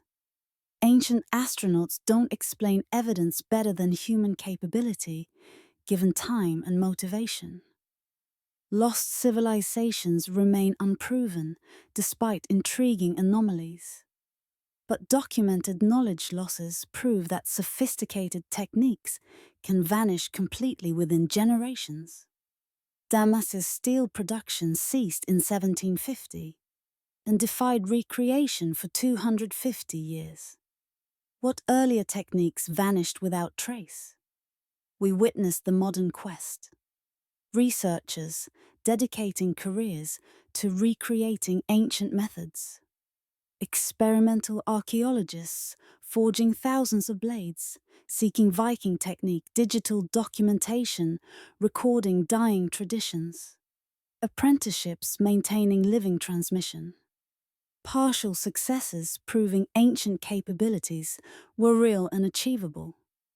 Ongoing failures reminding us that full recovery remains elusive. We understood the economics. Damascus blades cost what farms cost because they might save lives. Guild systems supported high prices through knowledge monopoly. Trade networks spanning continents supplied materials and transmitted techniques. When economic foundations collapsed, the knowledge they supported vanished with them. We learned lessons for tomorrow. Ancient sustainability through low-energy processes and circular resource use. Rethinking progress to recognize that knowledge can be lost as well as gained. Preserving craft through documentation, apprenticeship, practice, and cultural support. Every master who dies without teaching takes libraries to their graves. Libraries written in hands and intuitions, gone forever once lost. The blade lies under museum glass. We return to it now with different eyes. We see not just an artifact, but testimony to human capability. Evidence that ancient peoples possessed extraordinary knowledge, developed through generations of patient observation and refinement. Proof that what seems impossible often reflects our incomplete understanding rather than actual impossibility. The blade whispers its secret across centuries. They knew something we forgot. The investigation continues. Researchers probe atomic structures. Experimental archaeologists forge and refold and quench. Traditional smiths teach apprentices. Documentation projects record techniques. Museums preserve examples. Each effort inches toward fuller understanding. Some ancient knowledge will be recovered. Some may remain forever lost. The quest itself honors the forgotten masters by taking their achievements seriously. The ancient metallurgists didn't work with modern advantages. No thermometers, no electron microscopes, no scientific theory explaining atomic structures. Yet they achieved results we struggle to match with all our instruments and understanding. This doesn't make them magicians. It makes them extraordinarily skilled empirical investigators who developed sophisticated techniques through systematic experimentation across generations. It makes them human beings demonstrating what our species can accomplish when cultural contexts properly value and support mastery. The Damascus blade shouldn't exist according to simple progress narratives. But it does exist. Museum visitors see it. Researchers analyze it. Its impossibility forces reconsidering assumptions about history, technology, and human capability. Perhaps the greatest lesson isn't any specific metallurgical technique, though. Perhaps it's humility. Recognizing that ancient peoples possessed intelligence equal to ours. That they solved problems we still struggle with. That they knew things worth recovering and respecting. The blade is message from past to present. Don't underestimate what humans can achieve. Don't assume progress is guaranteed. Don't let knowledge vanish through neglect. Somewhere tonight, a smith works late in a traditional forge. Hammer rings on anvil. Fire glows.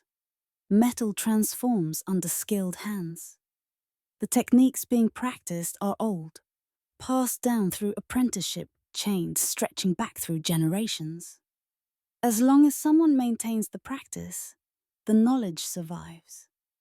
The chain continues. The library remains written in those hands, those eyes, those intuitions.